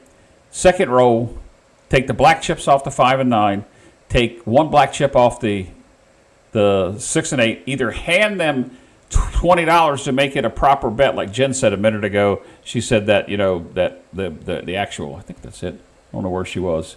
The 102 is a normal bet in Vegas. To bring that down, I like to have the white chips ready and just say, hand me the 6 and 8, keep 200, and I hand them $4, and it's just so smooth. And at that point, typically, Ed, I have $10 in my hand, and I'm giving them $6 across. You see what I'm saying? I'm not getting any change back. Yeah. So that's I haven't perfected it yet, and I'm not going to say I invented it because you could change those numbers anywhere. But by roll 5 and 6, I'm either at 110 inside or 160 across, or I'm 96 across. It depends. And if I made money, I'm never coming down below 110 or 154. I'm ready to go up the hill. And if I break even, I didn't lose my 604 or 640, whatever you want to call it. PSO hurts though, don't it? Oh my God, does it hurt? Oh man, it can. So how do you recover? When you get a PSO at 640 across? What's your recovery? I don't know with that because I don't play that way. But at 330 across, I'm doing what I'm doing with 440 and then immediately down. And I don't expect to. That's what everybody says. I don't expect to recover whatever loss I just had. $300, $400, $500, $600 in a hand. I don't expect to get that in one hand. You can't make that up in the next hand. It'd be nice. Don't get me wrong. It'd be nice to make it back in 3, wouldn't it? Yeah, 3 is reasonable. I think that you have to go longer than that to expect that. And I know this is our show, but coming up on Tuesday night, G and I are going to have a show where we're going to be talking about regression, recovery and regression. But here, what we're talking about is a very good question. How do you recover? The best way I can tell people once they say, "Oh my God, you just lost $330. What are you going to do?" I'll get back $50, $60, $70 over the course of 10 shooters. I've got my money back. The problem is I don't have that profit on that end, but I've got my rail back to where I like to see it. And granted, there's times that you can't recover it, and you got to be honest with the people. You take a loss. I mean, if everybody here, and it's in this chat or that plays this game, says they win every time, I'm going to call BS because it just doesn't happen. It just doesn't. So. No, it doesn't happen. But. Yep, it doesn't. So that's why I go from smaller to up instead of from bigger to down and all that, because it's just the way I play. I've seen you make the $60 6 and 8 bets. I mean, I've seen you do that. Yeah. And I know on dark side, on random players, you go, there's a 6, 7, 8 you play, that's reasonable. And lose right. A PSO is like losing that poker hand with a river with 2 outs. It happens. I know nothing about poker, but in this case, the very last card that comes out on the table, they had 2 cards that could beat you, and one of them comes out. And he's exactly right. For those of you who don't play poker, I play poker a lot. Let me see. I don't know if I can read this because it's not going to show up right. This is from Brian from Hawaii Crap Shooters. And hey there, Brian. Jeff's mentioned that the monster rolls to hit max bets are rare an event and good advice. Adrenaline players like to show off their heavy bets, but really don't make that much money. He's exactly right. Can you read the whole thing that's there? I can't. Yeah, I read it. Yeah, and he's exactly right. They are rare. They are rare. I mean, but here's what I would say. You don't know when that's going to happen. You know that it's going to be rare, but it is going to happen. Oh yeah. And so are you going to be in a position mentally and bankroll wise to take advantage of it when it happens? That ultimately is the question. So that's why I'm aggressive on 4 and 10s. That's the easiest way to get to house max. But exactly. Yep. I've been on tables when guys rolled 17, 18, 6s or 8s. And that's rare, but it happens. It does happen. And I've been on them more than once. I've been on tables. I mean, well, I think the part that I've seen 10 4s and 10 6s. Let's talk about this thing that Brian just said. The adrenaline player Yeah. You think about it. You're not. I know you're not an. That might be me. That might be me. I don't think you're an adrenaline player because you know you're going to have a losing session at some point. The adrenaline player is there to bet whatever he's betting the same way, the same system the entire time, and hope that that roll that you and I have talked about in this show happens while they're there. And they can't manage the bankroll. They can't manage that hand. Probably the adrenaline player, once he gets to, let's say, every bet paying 50 for one. Let's just use that as an example. Or collecting a black. They don't go any higher. They just want to keep collecting a black. They want to keep getting 50 for one. When that 6 now has hit 10 times, and where would you be on a 10 times 6, Ed? You know? How many times? Be really close to 900. Be really close to 900. That's what I'm saying. You drop the 10 for 5, and then, you go from there. But in any event, that's good. That's a good conversation. Actually, here the thing is you've got to find a progression strategy that works for you, whatever it is. But we interviewed the guy that did the 107 rolls in Atlantic City on Casino Tiers a while back, and the shooter was who we talked to, and he made what did he make? I don't even remember. $8,000 on 107 freaking rolls. 40 grand. There was 2 guys made $250,000 each off that roll, and I probably would have beat them had I been on that table. See, that's true. You would have. And although I don't want to say cocky with my bets because that's not the word. I become more aggressive with my bets. I would be begging. I would be finding ways to get more bets on a number. That's what I would be doing. Until the max bet. Once you're at max, where do I go? How can I get more number? How can I get more money on the table to win on the next roll? Do you ask if they take put bets? I would just say, give me a put bet, and they will tell me whether they will accept it or not. Okay. Yeah. I don't ask them. Say, I want a put bet. But $1,000 put bet, $5,000 odds.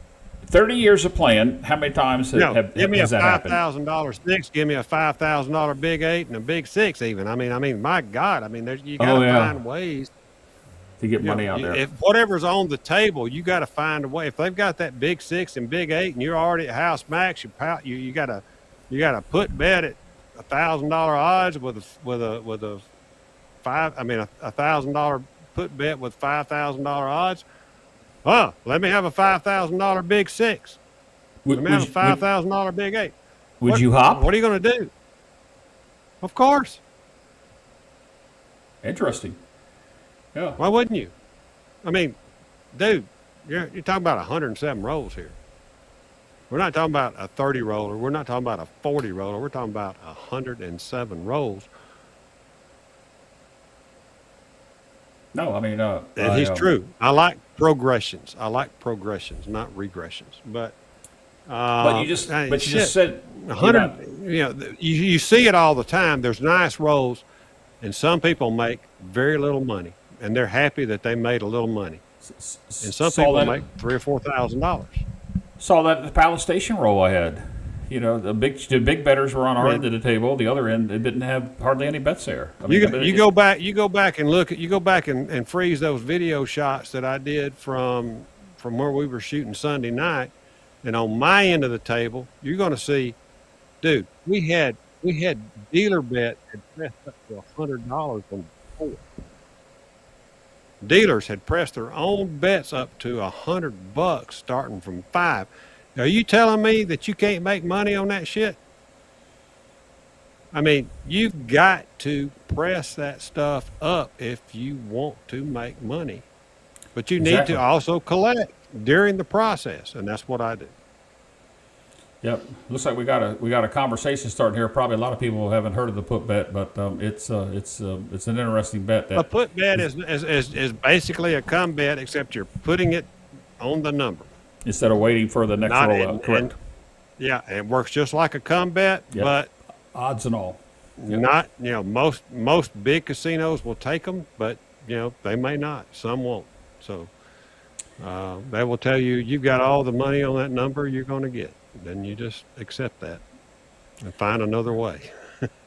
I do like what Brian said before we got on the high horse of getting bets to the max the way you go. Is Ed is not an adrenaline player. Ed, you are a calculated bettor.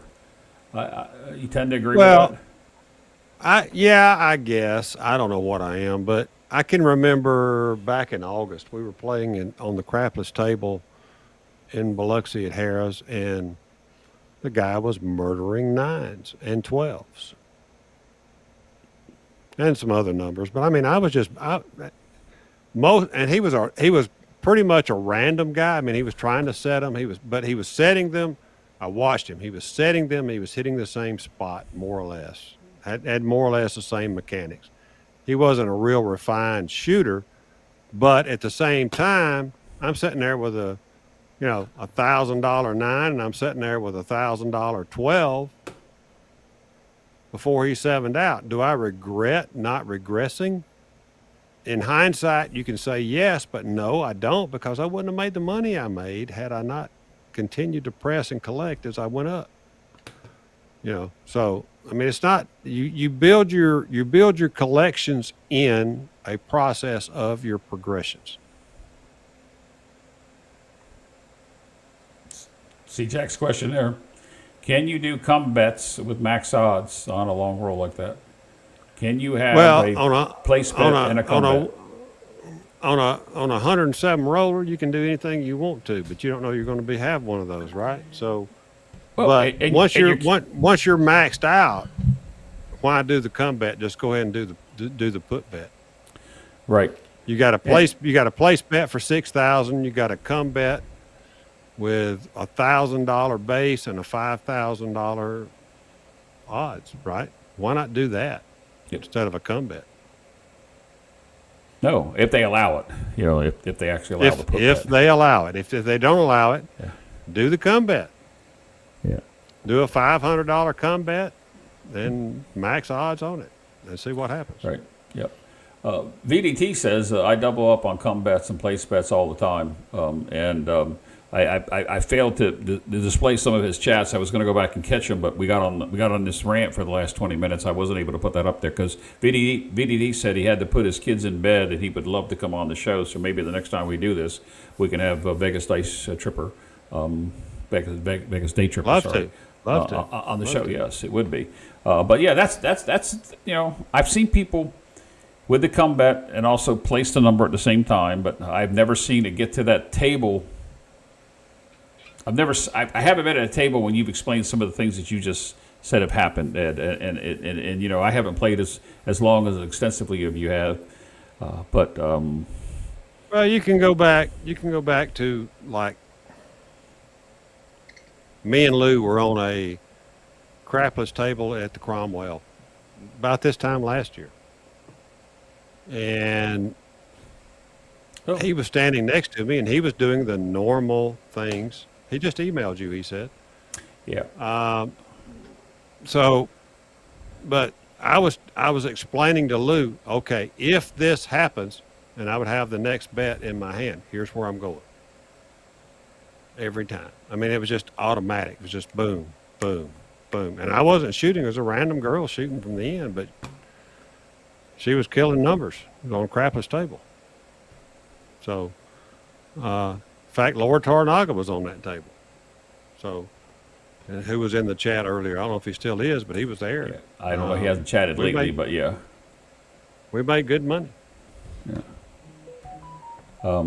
Oops, I got people texting me now. They probably want to join the show as well. Ed, do you want to have VDT come on, or do you want to wait for another show? You can bring in anybody you want to, dude. I'll hang on for a little while longer. All right, VDT. It's I'm sending you the key. I'll pour another bourbon if I need to. Let me get set up here too. Ed, we kind of got off because I had a question from Skill and Lucky. Wanted to talk about betting dice side of it, but since we got VDT coming on, let's just stay on the betting side right now. Maybe we can come back to Dylan's question at a later time. Right now, I don't know what his question was. You go ahead. You do Well, what you want to. I didn't want to put it up there because I think it's going to create a conversation. It talks about on-axis tossing. I'm gonna go over here and turn my fan on because it's getting warm in here. All right, I can do that. While he's doing that, guys, I'm setting up for VDT to come and join us on the show, and we will bring him in just a few seconds. But I want to let you know on Tuesday night, that's 2 nights from tonight, Gargoyle and I will be out with a recovery and regression system by viewer request. A show at 8:30 here on Mid-Atlantic Craps. So is that this week or next week? That's this Tuesday. This coming Tuesday is going to be the show. And since we're on that topic, while we're waiting for him to come in, Ed, did you do you have anything coming up on the Roll2Win or any of the other things that you may have going on? I've really been a slacker. I've really been a slacker. I mean, I had a Tales from the Table with a lady called Pearl's Girl, which I did not know, and so that's out there from last week.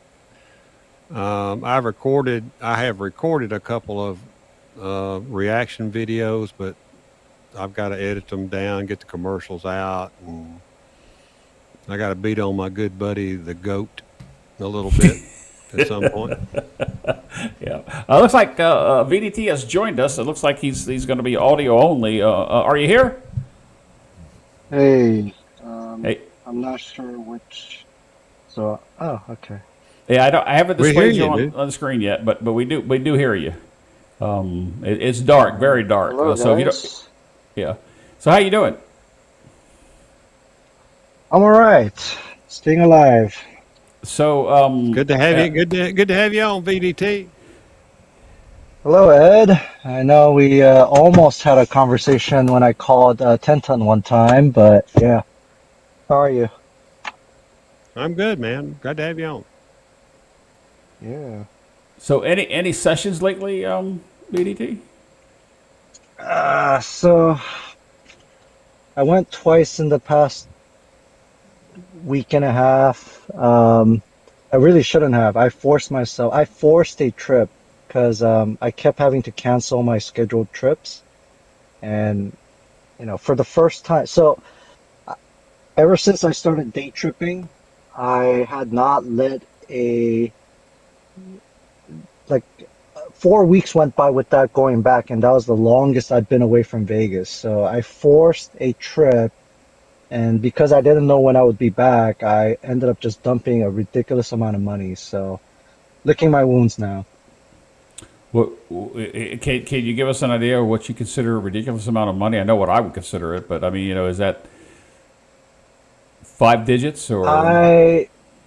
Yeah, well into the 5 digits. Yeah, that would hurt me bad. Yeah, it was like 22 or 23,000. Ooh, that's a big dump, my friend. That's a big dump. Yeah. And the stupid thing is, like, there were a couple decent runs, but because I didn't know when I would be back, I was just trying to force it. I already knew the day was shot. Some days you just feel it. You just know, like, you know what, today nothing's going right, but I just really try to force it. So, yeah. What do you mean by force it? I guess is what. No, like some days you just feel like, you just can't win, right? And it's better to just like walk away. And I also had plans to, okay, I started at Venetian, and the plan was to hit up, go end up at Bellagio eventually, but I just never left. Right? Sometimes you got to pick up, leave, go somewhere else, start over, have that reset, get that little walk, get your blood flowing, whatever, right? Just to kind of take yourself out of that environment. But I just didn't. I got way too stubborn. What do you think was the problem there? Was it just all mental? You just wanted to force the game instead of letting the game come to you? Yeah, because my very first roll of the day, I joined a. Now, I mean, everything's kind of a blur, but I might have been on an empty table, and I had a pretty good roll, right? I was, I needed a 2 and a 12 to hit the bonus. I had a couple, like decent number presses. And so when my roll ended, I was up like, I was in for 3,000. I was up like 1,500, right? Very good roll. So I thought, hey, okay, this is good. And then I kind of started, betting bigger, you know, pressing harder, whatever. There are people joining the table now, but I just kept throwing the money. So Well, Jen actually said here, what was the issue? Did you overly press or no collect? And I didn't hear quite what you were saying in the middle while I was trying to set up the show for you to come on. I don't know if you answered that question or not. so like, I mean, sometimes you just get smacked in the face, right? Like you Yeah. don't have to do anything when the dice just, cooperate. You have a bet out there and just the dice just keep hitting your number for you. Sometimes you don't have to do a thing, right? And you just end up winning. Or like the one time I hit the ATS bonus in 14 rolls, like sometimes you can't even, dodge a win. Like it just comes to you. Now, other times, like you cannot force a win, but I was just betting bigger, harder, throwing down like, parlaying all my hard ways like twice, full parlays, but none of them was happening. And the fatal mistake was going to crapless when I was not rolling any extremes. So, Oh, that hurts. When you Yeah. can't yeah, roll extremes, you got to get off the table. I mean, if you throw a yeah, couple of yeah. sessions and if you throw a couple of hands and you haven't thrown extremes, you need to go back to the other table. Yeah, because and everyone kind of knows, from my videos, when I'm on a crapless table, I don't start betting inside. I bet extremes and bet inward. But of course, when I'm on the crapless table, I'm smacking the sixes, eights, nines, right? It's like I'm not on it yet. And after I hit him like 3 times, then I start betting it, but by then it's kind of too late. So, yeah. Anyway, I don't want to bring So, down the mood. It's just, yeah, since you did ask, No, like, well, no, I I no, mean, it's no. forced, but you're bringing us reality and you're Yeah. bringing us mistakes that we make that people make during their talks. So, yeah. So, I I mean, mean, so the best runs, the best runs happen when I, don't put that pressure on myself and just, hey, I just want to play, have fun. And it's like, oh, okay, I'm catching a run here. And then I happen to look down at the rack and it's like, okay, I got money now. So, well, but this I had a time I friend a went with the long time mindset. ago. I had a friend a long time ago, VDT, that was a pro. And he told me, he said, Ed, you're trying to make your money off of the bonus bets instead of the box numbers. And ever since then, I've realized he was right, and that the bonus is just that. It is a bonus. It's a fun bet. It's something it's fun to shoot for if you're a shooter. It's fun to try to snipe numbers if you think you have an advantage. But you've got to make your living on box numbers, and the bonus is only that, a bonus. Yep. Yep. But, I know I hear you, yelling at Tenton all the time because, him and Not we've lately. I both haven't I haven't gone, yelled at him enough. I need to well, yell at him more, I think. actually, but you know what? I just had a call with him yesterday, and like he's come back down to earth in how he's been playing lately. So, Yep. you know, Yep. I gotta get on the same page with him now. We have beat him up. Me and Dice Coach have beat his ass up over how he bets and trying to force a game instead of letting the game come to him. Yep. And Yeah, so I yeah, would yeah, I would say you're probably guilty of the same thing. Trying to force that game yeah, into a position where you're looking for that big hit, and then all of a sudden, I still need that 11, and I never hit it, or that 12, whatever it was. And there I was betting that and then trying to worry about that. And I was betting big on other numbers instead of collecting when I needed to collect. So I don't know what your progression strategy is, but I would suggest to you and anybody listening is you've got to have a strategy in your progressions that puts money in your rack at least every other hit, and preferably every hit, unless you're going to power press. And there are a few power press moves that I do, but it always follows a collection. But on those extremes, there is no power press on the extremes as far as I'm concerned. On the extremes, on a crapless, you got to go up a unit every time you hit it. Then there comes a time when you may want to go up 2 units, whatever your units are. But going up a unit or 2 units still puts money in the rack. And so that's what I say you got to do on the crapless. You got to do that on the extremes if you're hitting them. But your problem is, as you just said, you're betting the extremes and you're hitting the insides. That's why I start out with the 3, 6, 8, and 11 and a field bet and see what I can do from there. Not saying that's for everybody, because I've had my ass burned on 3, 6, 8, and 11 plenty of times. But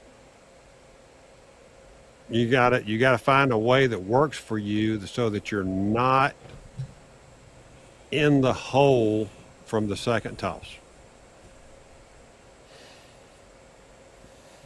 Yep. So Skill and Luck asked a question. I don't know how you play it. How do you play? Skill and Luck says, in crapless, should we start inside or outside? How do you play it, VDT?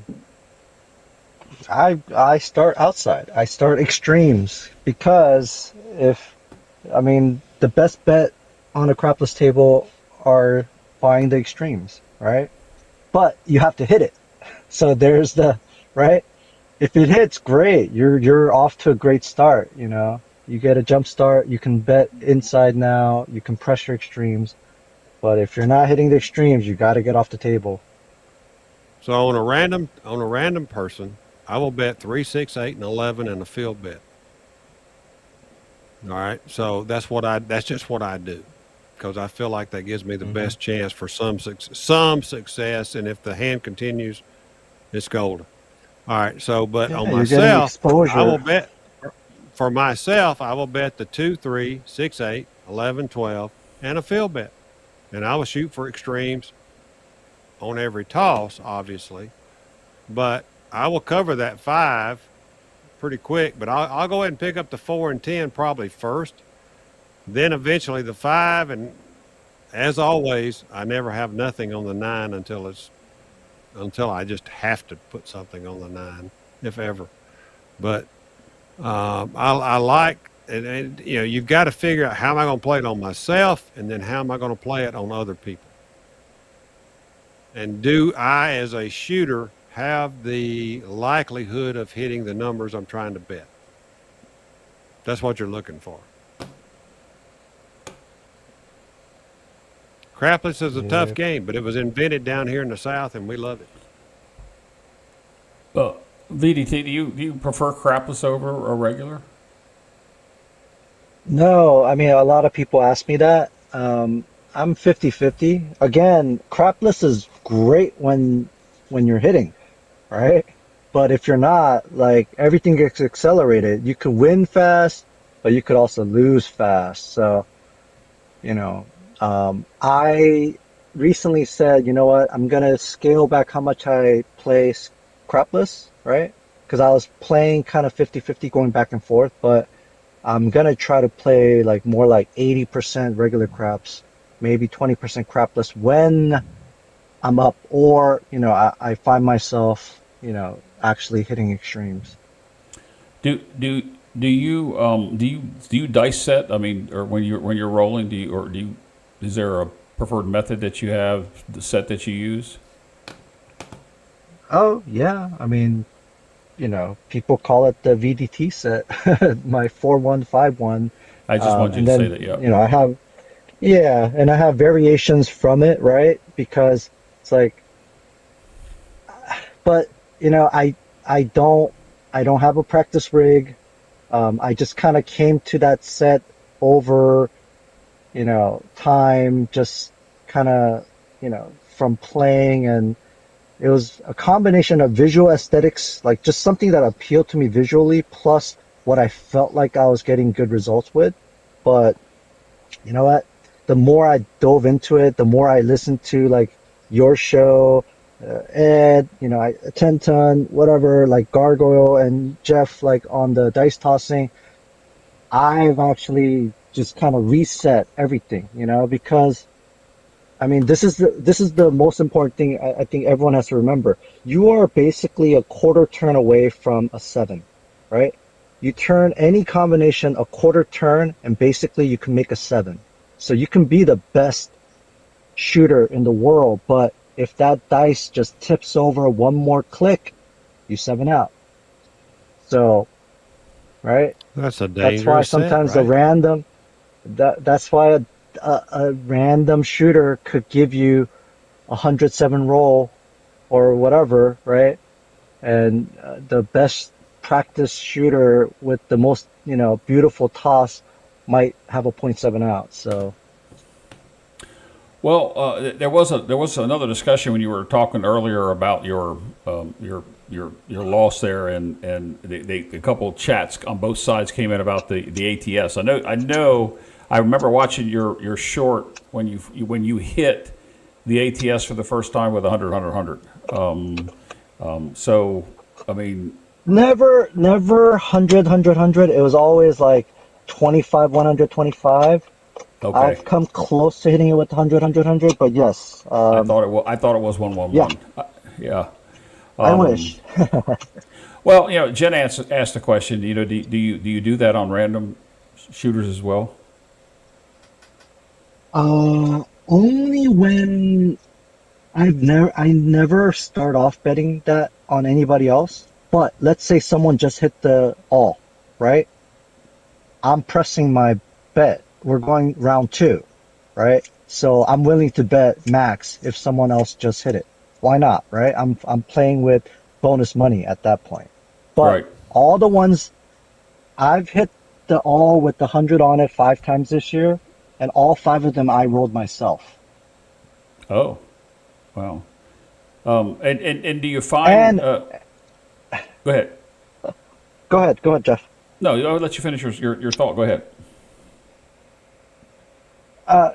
So, so the reason why I went so hard last week when I went back to Vegas after a week away was because my last trip out, I did hit I did hit a bonus with the 100 on it, right?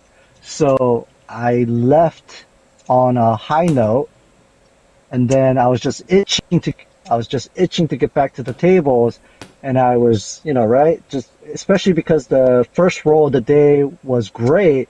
I thought, okay, you know what, I'm gonna do it again, and that's why I went so hard. We have another question here from Kent. Wants to know: do you change dice sets on crapless? I don't. Ed may, but do you always throw that Of four course one I do. five one? Of course I do. VDT that question. I typically start with my usual set, and then I will vary it.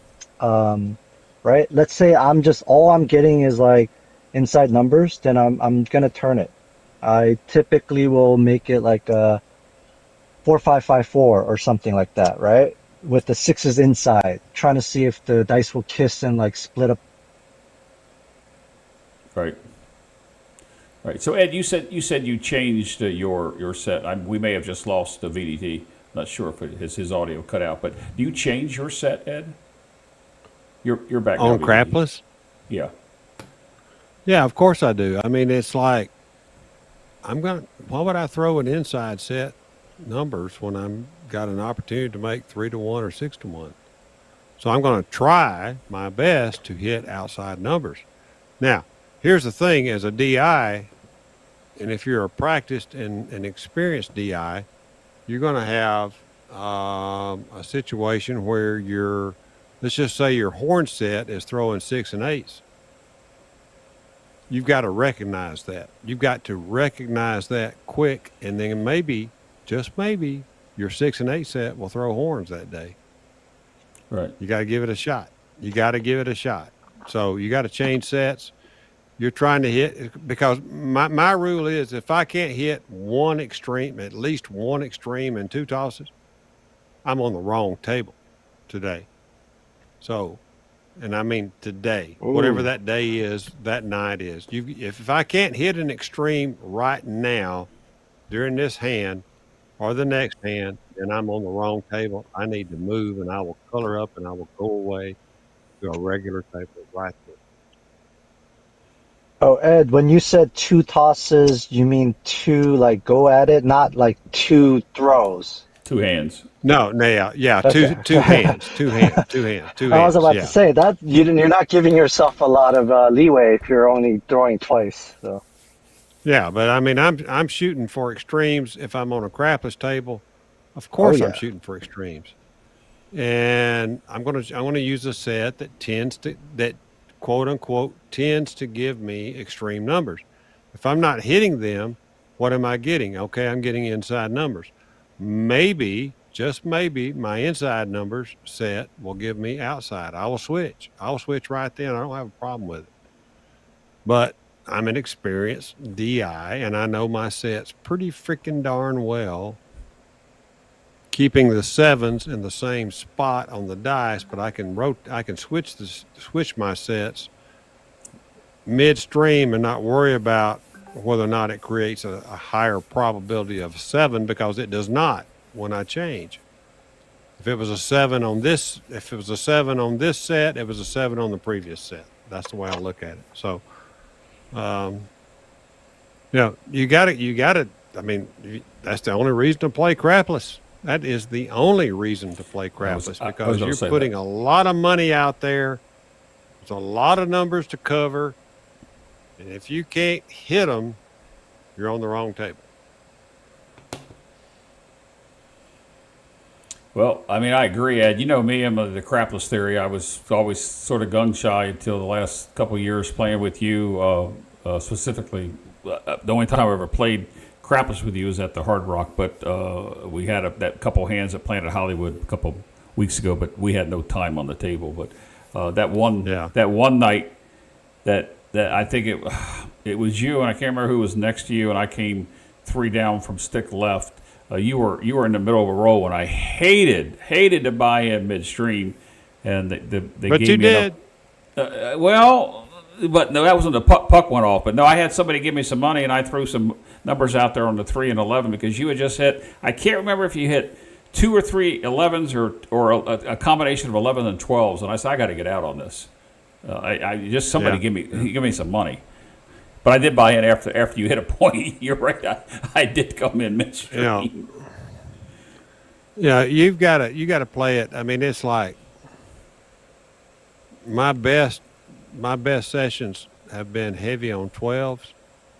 I've thrown 5 12s 3 times that I can remember, and that'll get you some money. I mean, you're going to be pressed up. I mean, the last time I threw 5 12s, I was thinking I'm going to be in house max in 3 throws or less. Here we go. I'm going for it. So Skill wants to know, Ed, do you prefer the 2-1-2-1 or the 1-2-2-1? I'm not sure I like either one of those. For me, Yeah. I've seen you throw a lot of 2-1-2-3s on the come out. Yep. I've seen you 2-1-2-3 is my old circus set. What I call my circus set. I named it after a long run I had at the circle with that set. So the 2-1-2-3 is. In fact, shoot, dude, I hit the ATS with that set and at the Palms, to be honest with you. So, 2-1-2-3 is a good set for me, but I don't like 4 7s facing me very often. No, I understand that. No. So, BDT, what is the latest with I mean, the production-wise on your videos, you were pretty hot and heavy out of there. I know you come and go. I know that one video you had where you were kind of like showing your timeline of getting into the airport and car, Vegas, and so forth. So, what can we look forward to? Well, so I still have a couple older videos that I never put out, but at the same time, I'm not motivated to put them out because they're not particularly good sessions, right? Um, but I've also haven't been going lately, so I know that I'm feeling. kind of torn, right? I'm Yeah. kind of torn. Like, do I put out the footage I have, or do I wait? And now I didn't think that it was gonna take this long, but like it's been almost 2 whole months. So, and I always said it, like, I I am not a YouTuber first. I've been gambling way before YouTube, and hopefully I'll still be gambling when YouTube is not even like a thought, right? So, um, I don't want it to get in my way because it was at a certain point it was getting in my way because, right? I was like scheduling these sessions to get permission to film. I was doing live streams. I was, playing with some other people, and then I realized, you know what? Like it's getting in the way of me just playing and doing what I want to do. So Well, I it's noticed. all up in the air right now. I know that you play with some other people, and from a standpoint of those other people, those other bigger YouTubers, and I don't want to talk bad about anybody because Bluff and Bob's a nice guy, but Give me a his chance to talk about anybody. yeah, well, Bluff and Bob and Jen put it in there that when we were talking about adrenaline players, he's just. I forgot exactly how she worded it. I have to go back and see it, but you've played with him, have you not, BDT? Yeah, several times, many Yeah. times, on and off camera. Yeah. So, how would you consider your style of play versus his? And his is, I feel, is all YouTube driven, where yours is all money driven. It's all, you go for the same reason Ed and I go, because you wanna win money. You wanna make a profit. You want to come home. Just recording it was just like a documentation of really what you were doing. And although you said a minute ago that some of the stuff you don't want to put out because it wasn't good sessions, I like it when people put out not so good sessions because it shows the reality of the actual game. Oh yeah, you guys know I put out plenty of losing sessions. I'm not talking about that. It's just like the action. Like sometimes it's just boring.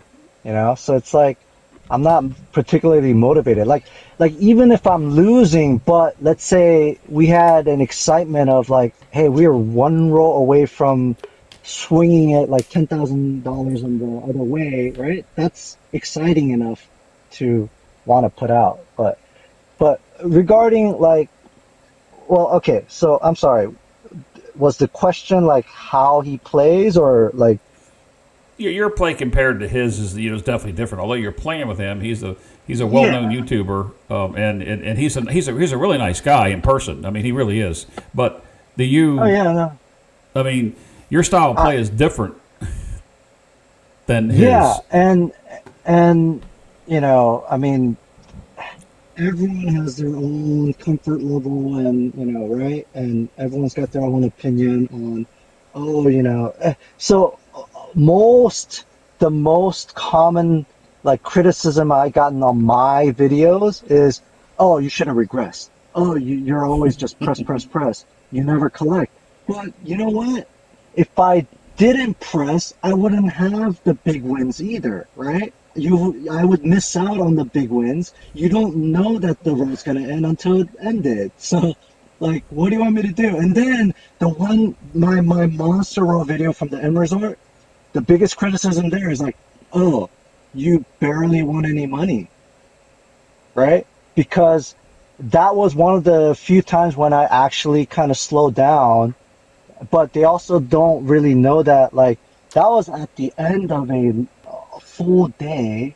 I had already lost money at two different places, and I went to the end result because I had scheduled it. I didn't want to skip out on my appointment, right? I had scheduled the recording there, and I happened to catch a great roll I forget, was it like 48 or 53 rolls or something, right? And the guy hit the ATS, and I was in for five. I was down like 1,000 and change before he got the dice, and then I ended up cashing out like 13,000, right? But everyone's criticizing me for like, oh, not being aggressive enough. So it's like you can't win. That's why. That's why it's like whatever. Like I ended up winning for the day. I recovered what I had lost, and I was good. But you can't please anyone. So. Well, no, I understand that. Most of your content is shorts anyway. If you're playing for YouTube, you're playing for the wrong reason, right? Exactly. Exactly. If you're trying to satisfy these dumbasses on YouTube that watch you, but that's why I was not playing. I mean, they want to see you either. They want to see you either blow it up and win $100 grand or lose $100 grand. I mean, that's what they want to see because they're dumbasses. Yeah. You cannot play for YouTube, PvT. You got to play for yourself. Definitely. Oh yeah. No, that's why I brush it all off. It's like, hey, you know what? I was happy that I left with the win for the day, and I made a huge recovery. Right now, because you brought up like bluff, I played with them like several times for almost a year now, and even just over the times that I play with them, his play has changed a lot because his channel has grown so much, his income from his social media has grown so much, he cannot play normally anymore, and that's the struggle. And like he knows it, we talk about it, but he cannot go back down to playing like 135 across. Unfortunately, he can't do it. Nope. And I'm glad that you actually made that point, because that people are. I guess we'll go back to Brian from Hawaii Crap Shooters' idea that people are adrenaline players, and he although he appears to be one, and he may be one, the content that he's produced now for such a long period of time, he's not going to get the viewership to promote or be able to keep his content the way it is and show winning and losing sessions. There are some channels out there that actually show daily sessions that are kind of boring for most people, but I like your content because most of the time it's in the content of a short or a very short video itself versus some live stream or some long form content. But we do appreciate you coming on. Is there anything else that you'd like to tell us tonight? No. I mean, it just happened that like you guys were still on. My kids went to bed, so it's like, hey, why not? Let's see if I can hop on and just chat it up a little bit. Especially because, yeah. I mean, I'm not proud of dropping so much money when I had a chance to walk like even, right? So. Yeah, I've been such an open book. I keep my win-loss like running tally, and I have it all in a spreadsheet, and I have a stupid website that someone's been managing for me with the chart, right?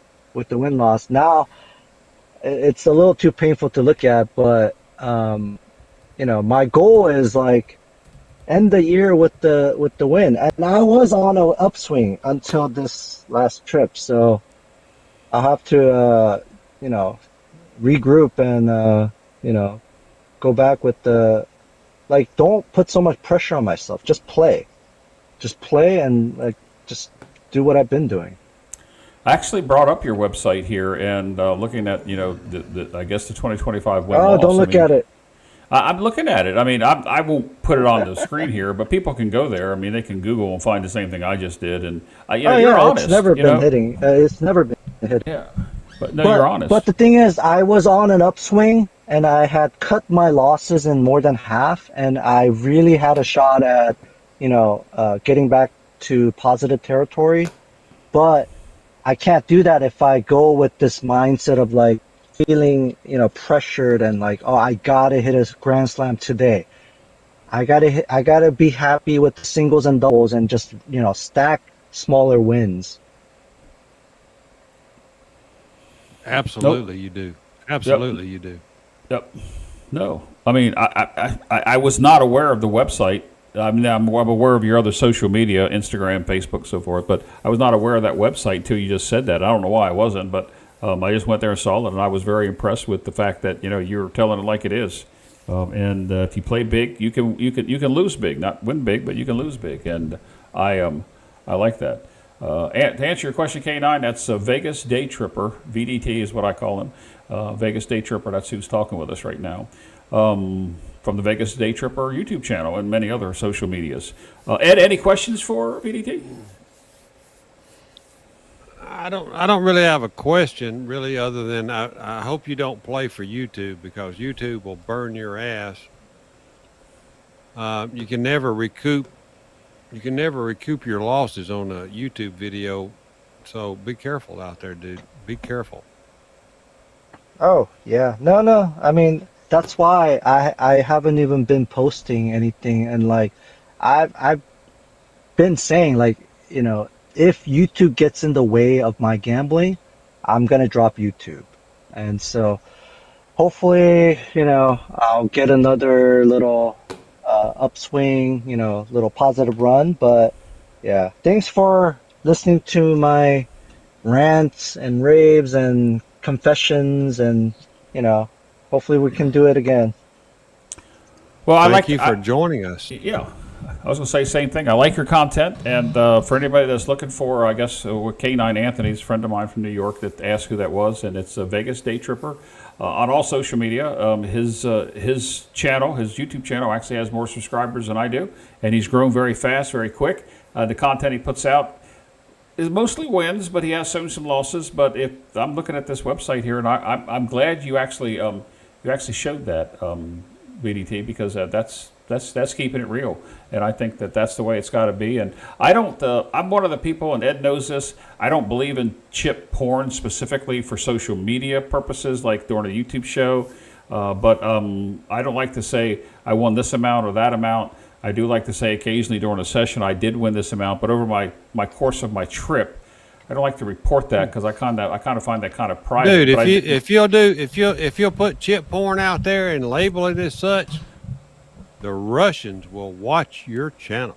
I did not know that, but I don't like that. At the end of the year, I report, that I was up or down for the year, and I don't specifically say how much, but I actually do talk a lot about my losses and things that I did wrong during that session. And I don't play the way that VDT does. I certainly don't play the way that 10 Ton or Bob or any of the other, Vegas Matt, however those guys play. I don't play that way. My YouTube channel's for entertainment and educational purposes, and everybody has a niche, and VDT actually filled a niche that was probably missing from a standpoint of craps, when other people were doing other gambling. But anyway, VDT, thanks for joining us. I appreciate it. Come back and see us any time that you want, and we look forward to that. I'm glad you came on. I know we touched base a few months ago on the phone, and because of health issues that were going on, I really couldn't talk to you, and I haven't talked to you since then. I apologize for that. No problem. Hey, I just want to say one more thing, so because it just reminded me. So, like, people who've watched my content know that originally I was just recording here and there, surreptitiously without permission, often at Venetian and Bellagio, and those videos were quote unquote better because I wasn't worried about like the recording. I was just playing, and I happened to record it, right? So I happened to catch, I was typically recording when a session was already getting warmed up. So that's why those earlier videos tended to be like action packed. Now that like I'm scheduling a recording session, I'm trying to record while I'm playing, it's not the same, because you can't make action happen. You can't make the dice like get on fire, on command. So yeah, that's why I might just stop recording and just play. Yeah, I have a recording from Atlantic City Casino, very similar to what you did. I probably recorded about 3 years ago, and I have never put it out because I was worried about what you saw in the background. Like when you did your videos, you were shading out, the box person's face and the dealers, so forth. And that's one of the reasons why I never did that. But I did some recording very similar to yours, not nowhere near the quality of yours, but that's probably. Let's see, my YouTube channel is going on 4 years, so it's been at least 3 years ago. But anyway, thanks for joining Absolutely. us. I'm glad you did. Thanks for popping in. I'm glad somebody was brave enough to join in, and we appreciate that it was VDT tonight. Yep. So thank you, VDT, and we appreciate you watching. Appreciate you always in the comments and in the chats, and hopefully you continue. And good luck with your venture. And I hope what I'm saying on this channel on this website turns around for you. And thanks for keeping it real, as many people are saying in the chat. All right, thanks, guys. Have a great night, everyone. All right, you too. You too, VDT. Thank you for joining us. Take care. All right, Ed, that was interesting. Always nice to have somebody come on. Yep. That's how easy it is. You don't even have to show your face. We just kind of just listen to you. But that was great. Ed, I like his content because the production level, recording, YouTube, craps, and that I don't have to put it together. But I know what he was saying in the beginning when he was secretly recording. It was the quality seemed to be better instead of him having to perform for the content. It is very different. So anyway. Thumbs up. Totally different at that point. And so I give him an A for effort. I appreciate what he does. I don't get to watch all of them. I mean, shit, I can't watch everybody on YouTube. I don't even watch myself. So I can't even record. I can't even get myself, invigorated enough to go record some stuff. Sometimes it gets sometimes you're into it, and when you're not into it, it takes a while to get back into it. So yeah, and YouTube is tough after a while.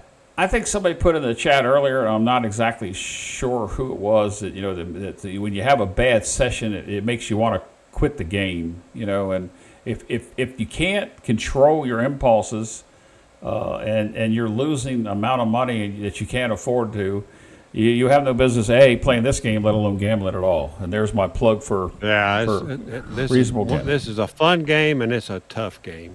It's both. I think being a tough game is what makes it fun, in a way. Yes. Or at least a challenge. I like a good challenge, and craps is the best challenge in the casino. I think it is. I started out as a poker player gambling, and I don't play slots. The only time you see me do slots is on a cruise when I might put a couple $20 bills in a slot machine just to kill some time. I never play roulette unless I'm on a cruise, but, craps is why I go to play, and it's the only thing that I do play. And the last couple of years, I've been on the positive side. I've been fortunate, after many years of losing gambling overall, that included all kinds of games. But anyway, Ed, it's been an interesting night. We've gone way too long, and we do need to get out of here. To our West Coast viewers, sorry we're getting ready to leave, but we do start at 8:30 Eastern typically when we do this show, and we're dual streaming again on Mid-Atlantic Craps as well as Roll2WinCraps. My good friend Ed from Roll2Win. Ed, you wanna say anything real quick before we get out of here? I'll see everybody Tuesday night right here, Mid-Atlantic Craps, 8:30. For the pre-show with my good friend G and Ed. Anything coming up?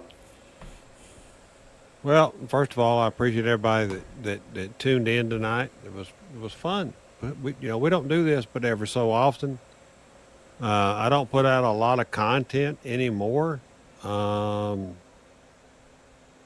It's tough. It's tough to come up with new ideas. It's tough to come up with stuff, and you don't want to. I don't know. People say they get bored seeing a guy shoot the dice, just betting, and that's all I do. I just shoot the dice and I bet what's tossed. So, but there's a lot of people out there. What? But during your videos, you're educationally speaking of how you would progress instead of just taking the 6 from 42 to 60. I mean, you tell people what's happening, and I think that's. But I get where you're coming from. There's not a lot of content because there's people have so many choices, and from learning the game or bettering the game, people would rather watch shows that win and lose $100,000. Well, I mean, if you want to watch stupid ass people, go watch Bluff or go watch, Sean Perry. I mean, you want to see if somebody will lose $50,000, $60,000. If that's what gets your rocks off, go watch that. Right? Yep, And I'm not going to do that. Exactly. I'm not going to do that because that's freaking stupid. You want to see somebody throw in a shoebox and show you how to bet a system, go watch somebody else. Don't come watch me. That's pretty freaking simple, right? Because I'm not going to throw in a shoebox. I'm going to throw in a full table. I'm going to make real bets. I'm going to throw the video. And now I admit, nobody wants to see Ed PSO, but Ed will PSO as quick as anybody. I've always said that. And, if you play with me, you'll see me PSO, but you'll also see me make some major runs, and you're going to see me make some major bets. And I'm going to, my goal every time is to make the casino cry. So, I want to cut their throat every time I go to the table, but it doesn't happen. But, I have a good time in life. I have a good time at the casino, and, I have to get inspired. There's this thing that you just get burned out on YouTube. You get burned out making videos, and then eventually it comes back, and you can make a good run of videos. I like it when it happens, but when it doesn't, I'm sorry, folks, it just doesn't happen. So I don't do a lot anymore. I do the Patreon stuff when I can. That's about it. I mean, everything else is kind of rehashed of old stuff. All right. And look at Bone Thrower, for example. I don't know if you subscribe to Bone Thrower. I do. Bone Thrower is throwing out stuff that he threw out 4 or 5 years ago. Or more. It's showing up as new content, but it's all stuff that he did 4 or 5 years ago. Right. So he's probably got the same damn problem. Well, I think what happens is, on a Patreon with a subscription base, people just drop off. And I think that, when you drop off, with any type of business plan or any type of social media content, you want to gain more viewers. And, he's strictly a Patreon person for his content. And, he has 25,000 subscribers, and, he probably has 10 or 20% of those over paying, $14.99 a month. And it's a money thing. I don't do it for money. I don't do it for money. But that's just me. I have a different philosophy. Yep, you do, and I respect you for it. And it's it comes and it goes. Real quick, one more time, Ed. Here we go. Put this up here for you, and there you go. January Casino Tiers event. January in Biloxi. Saturday is sold out. We got 3 left for Sunday. March in Las Vegas, March 7th, 8th. Saturday is sold out. We've got 1 left for Sunday. Biloxi's pretty much wide open. We got four committed for Saturday. We've got nothing on Sunday yet. We got 4 left for Saturday, 8 left for Sunday. October, a year from now. Damn, a freaking year from now. We've already got 6 people signed up for October of next year in Las Vegas. On Saturday, Sunday is wide open. So pick your poison. We got the Brownwater Biloxi Bash, whatever you want to call it, Brownwater Bash in Biloxi, Mississippi. That's going to be in middle of May, right? The weekend after Mother's Day. Give the mothers their respect. Then come play craps. May 15th through the 17th. Yep. And this comment from Rock says, Jeff, I'm hoping you guys can have a few practice sessions together soon. Those were some great shows. You guys are funny when the 3 of you get together. What makes it funny is we have a little enticement while we're throwing the dice. I don't drink, but one of us does, and it gets better as it goes along. But Rock, we plan to have one of those. And during my month of December, I'm giving away Casino Tiers dice, 24 sets of them. I will have Ed on the show with his table throwing dice, even if I have to pay him. Really? Yes. That's the first I've heard of this. It's the first I've said it. Throw the dice? I gotta throw the dice. Yeah. Oh. Anyway. Yeah, we should do that. We should, you and I used to have a good time, Mutt and Jeff. Yeah, we did. Things changed, internet changed, and there was a problem with that app that people ran into. Yeah. I don't know whether that's still a problem or not. I have no idea. I've never done it. You know my thoughts on that freaking app. So I've done 2 shows with the app since since some health things were going on since summertime. But I will let you know, if you download that app, I am the default voice for that app. I'm not going to say anything. You are the voice. Yeah. You are the guy calling out the calls now, right? Yeah. Well, there's other AI generated voices on there you can choose, but I am the voice. Yes, that is true. Man, and it's been a good night. I appreciate it. Well, it started out slow, technical difficulties, but we got rolling afterwards. I got the West Coast crowd come in with some good questions. The East Coast people kind of like helped us. I'm on the East Coast. We started slow, but anyway, it was a good show. It was a long show too. Yeah, we went longer than we expected, but whatever. Yep. So good deal. So look, somebody's coming to the bash in May. You'll see her again. So yes, Jen. May 15th through the 17th. Yep, and I had a friend of ours, tell us that he's already made his room reservations for May. Won't mention any names, Lou, but he has. Sweet Lou. Sweet Lou is already booked. Yeah, he does. He has his. We don't know where the center of activity will be yet because of host issues, but we'll find out. We'll know by then. But that's the weekend. Regardless, that is the weekend. Yep. A PG. This has actually been talked about several times, and the problem is the casino can't make any money, even if they took a rake like they do in poker tournaments. That's very difficult to do, but it's an idea that has been kicked around. But in any event, Ed, thank you again for coming on to the show tonight. A great show, at least I think it is, and thanks to everybody that stuck around. We always have fun. We always do. have fun, regardless of whether viewers do or not. You and I have fun. Yep, and we never know. We were almost at about the 45 minute mark. We were getting ready to call the show. I think you called on to that when we were, and then all of a sudden, boom, the chat just makes it so generous, and we appreciate everybody that came and participated chat wise. Appreciate everybody. Yes, absolutely. Thanks to VDT for joining us for the live comments and questions and talk and. Thank you for all the viewers that signed in and watched us. We're still out there. We appreciate you. Yep, we do. And I think back home we would say that's just 2 knuckleheads on TV.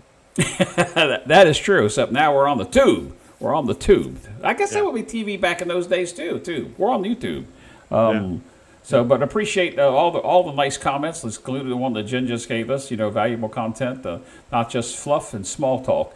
I don't know, Jen. Back up to the beginning. There was some small talk, but anyway, in any event, we will go ahead and call the show, Ed. Thank you very much. We don't know when we're going to do these. We talk like on Monday, Tuesday, possibly Thursday, Friday. We make up our mind whether we're going to do it, and then poof, we come out with this. With the show's called Beyond the Passline.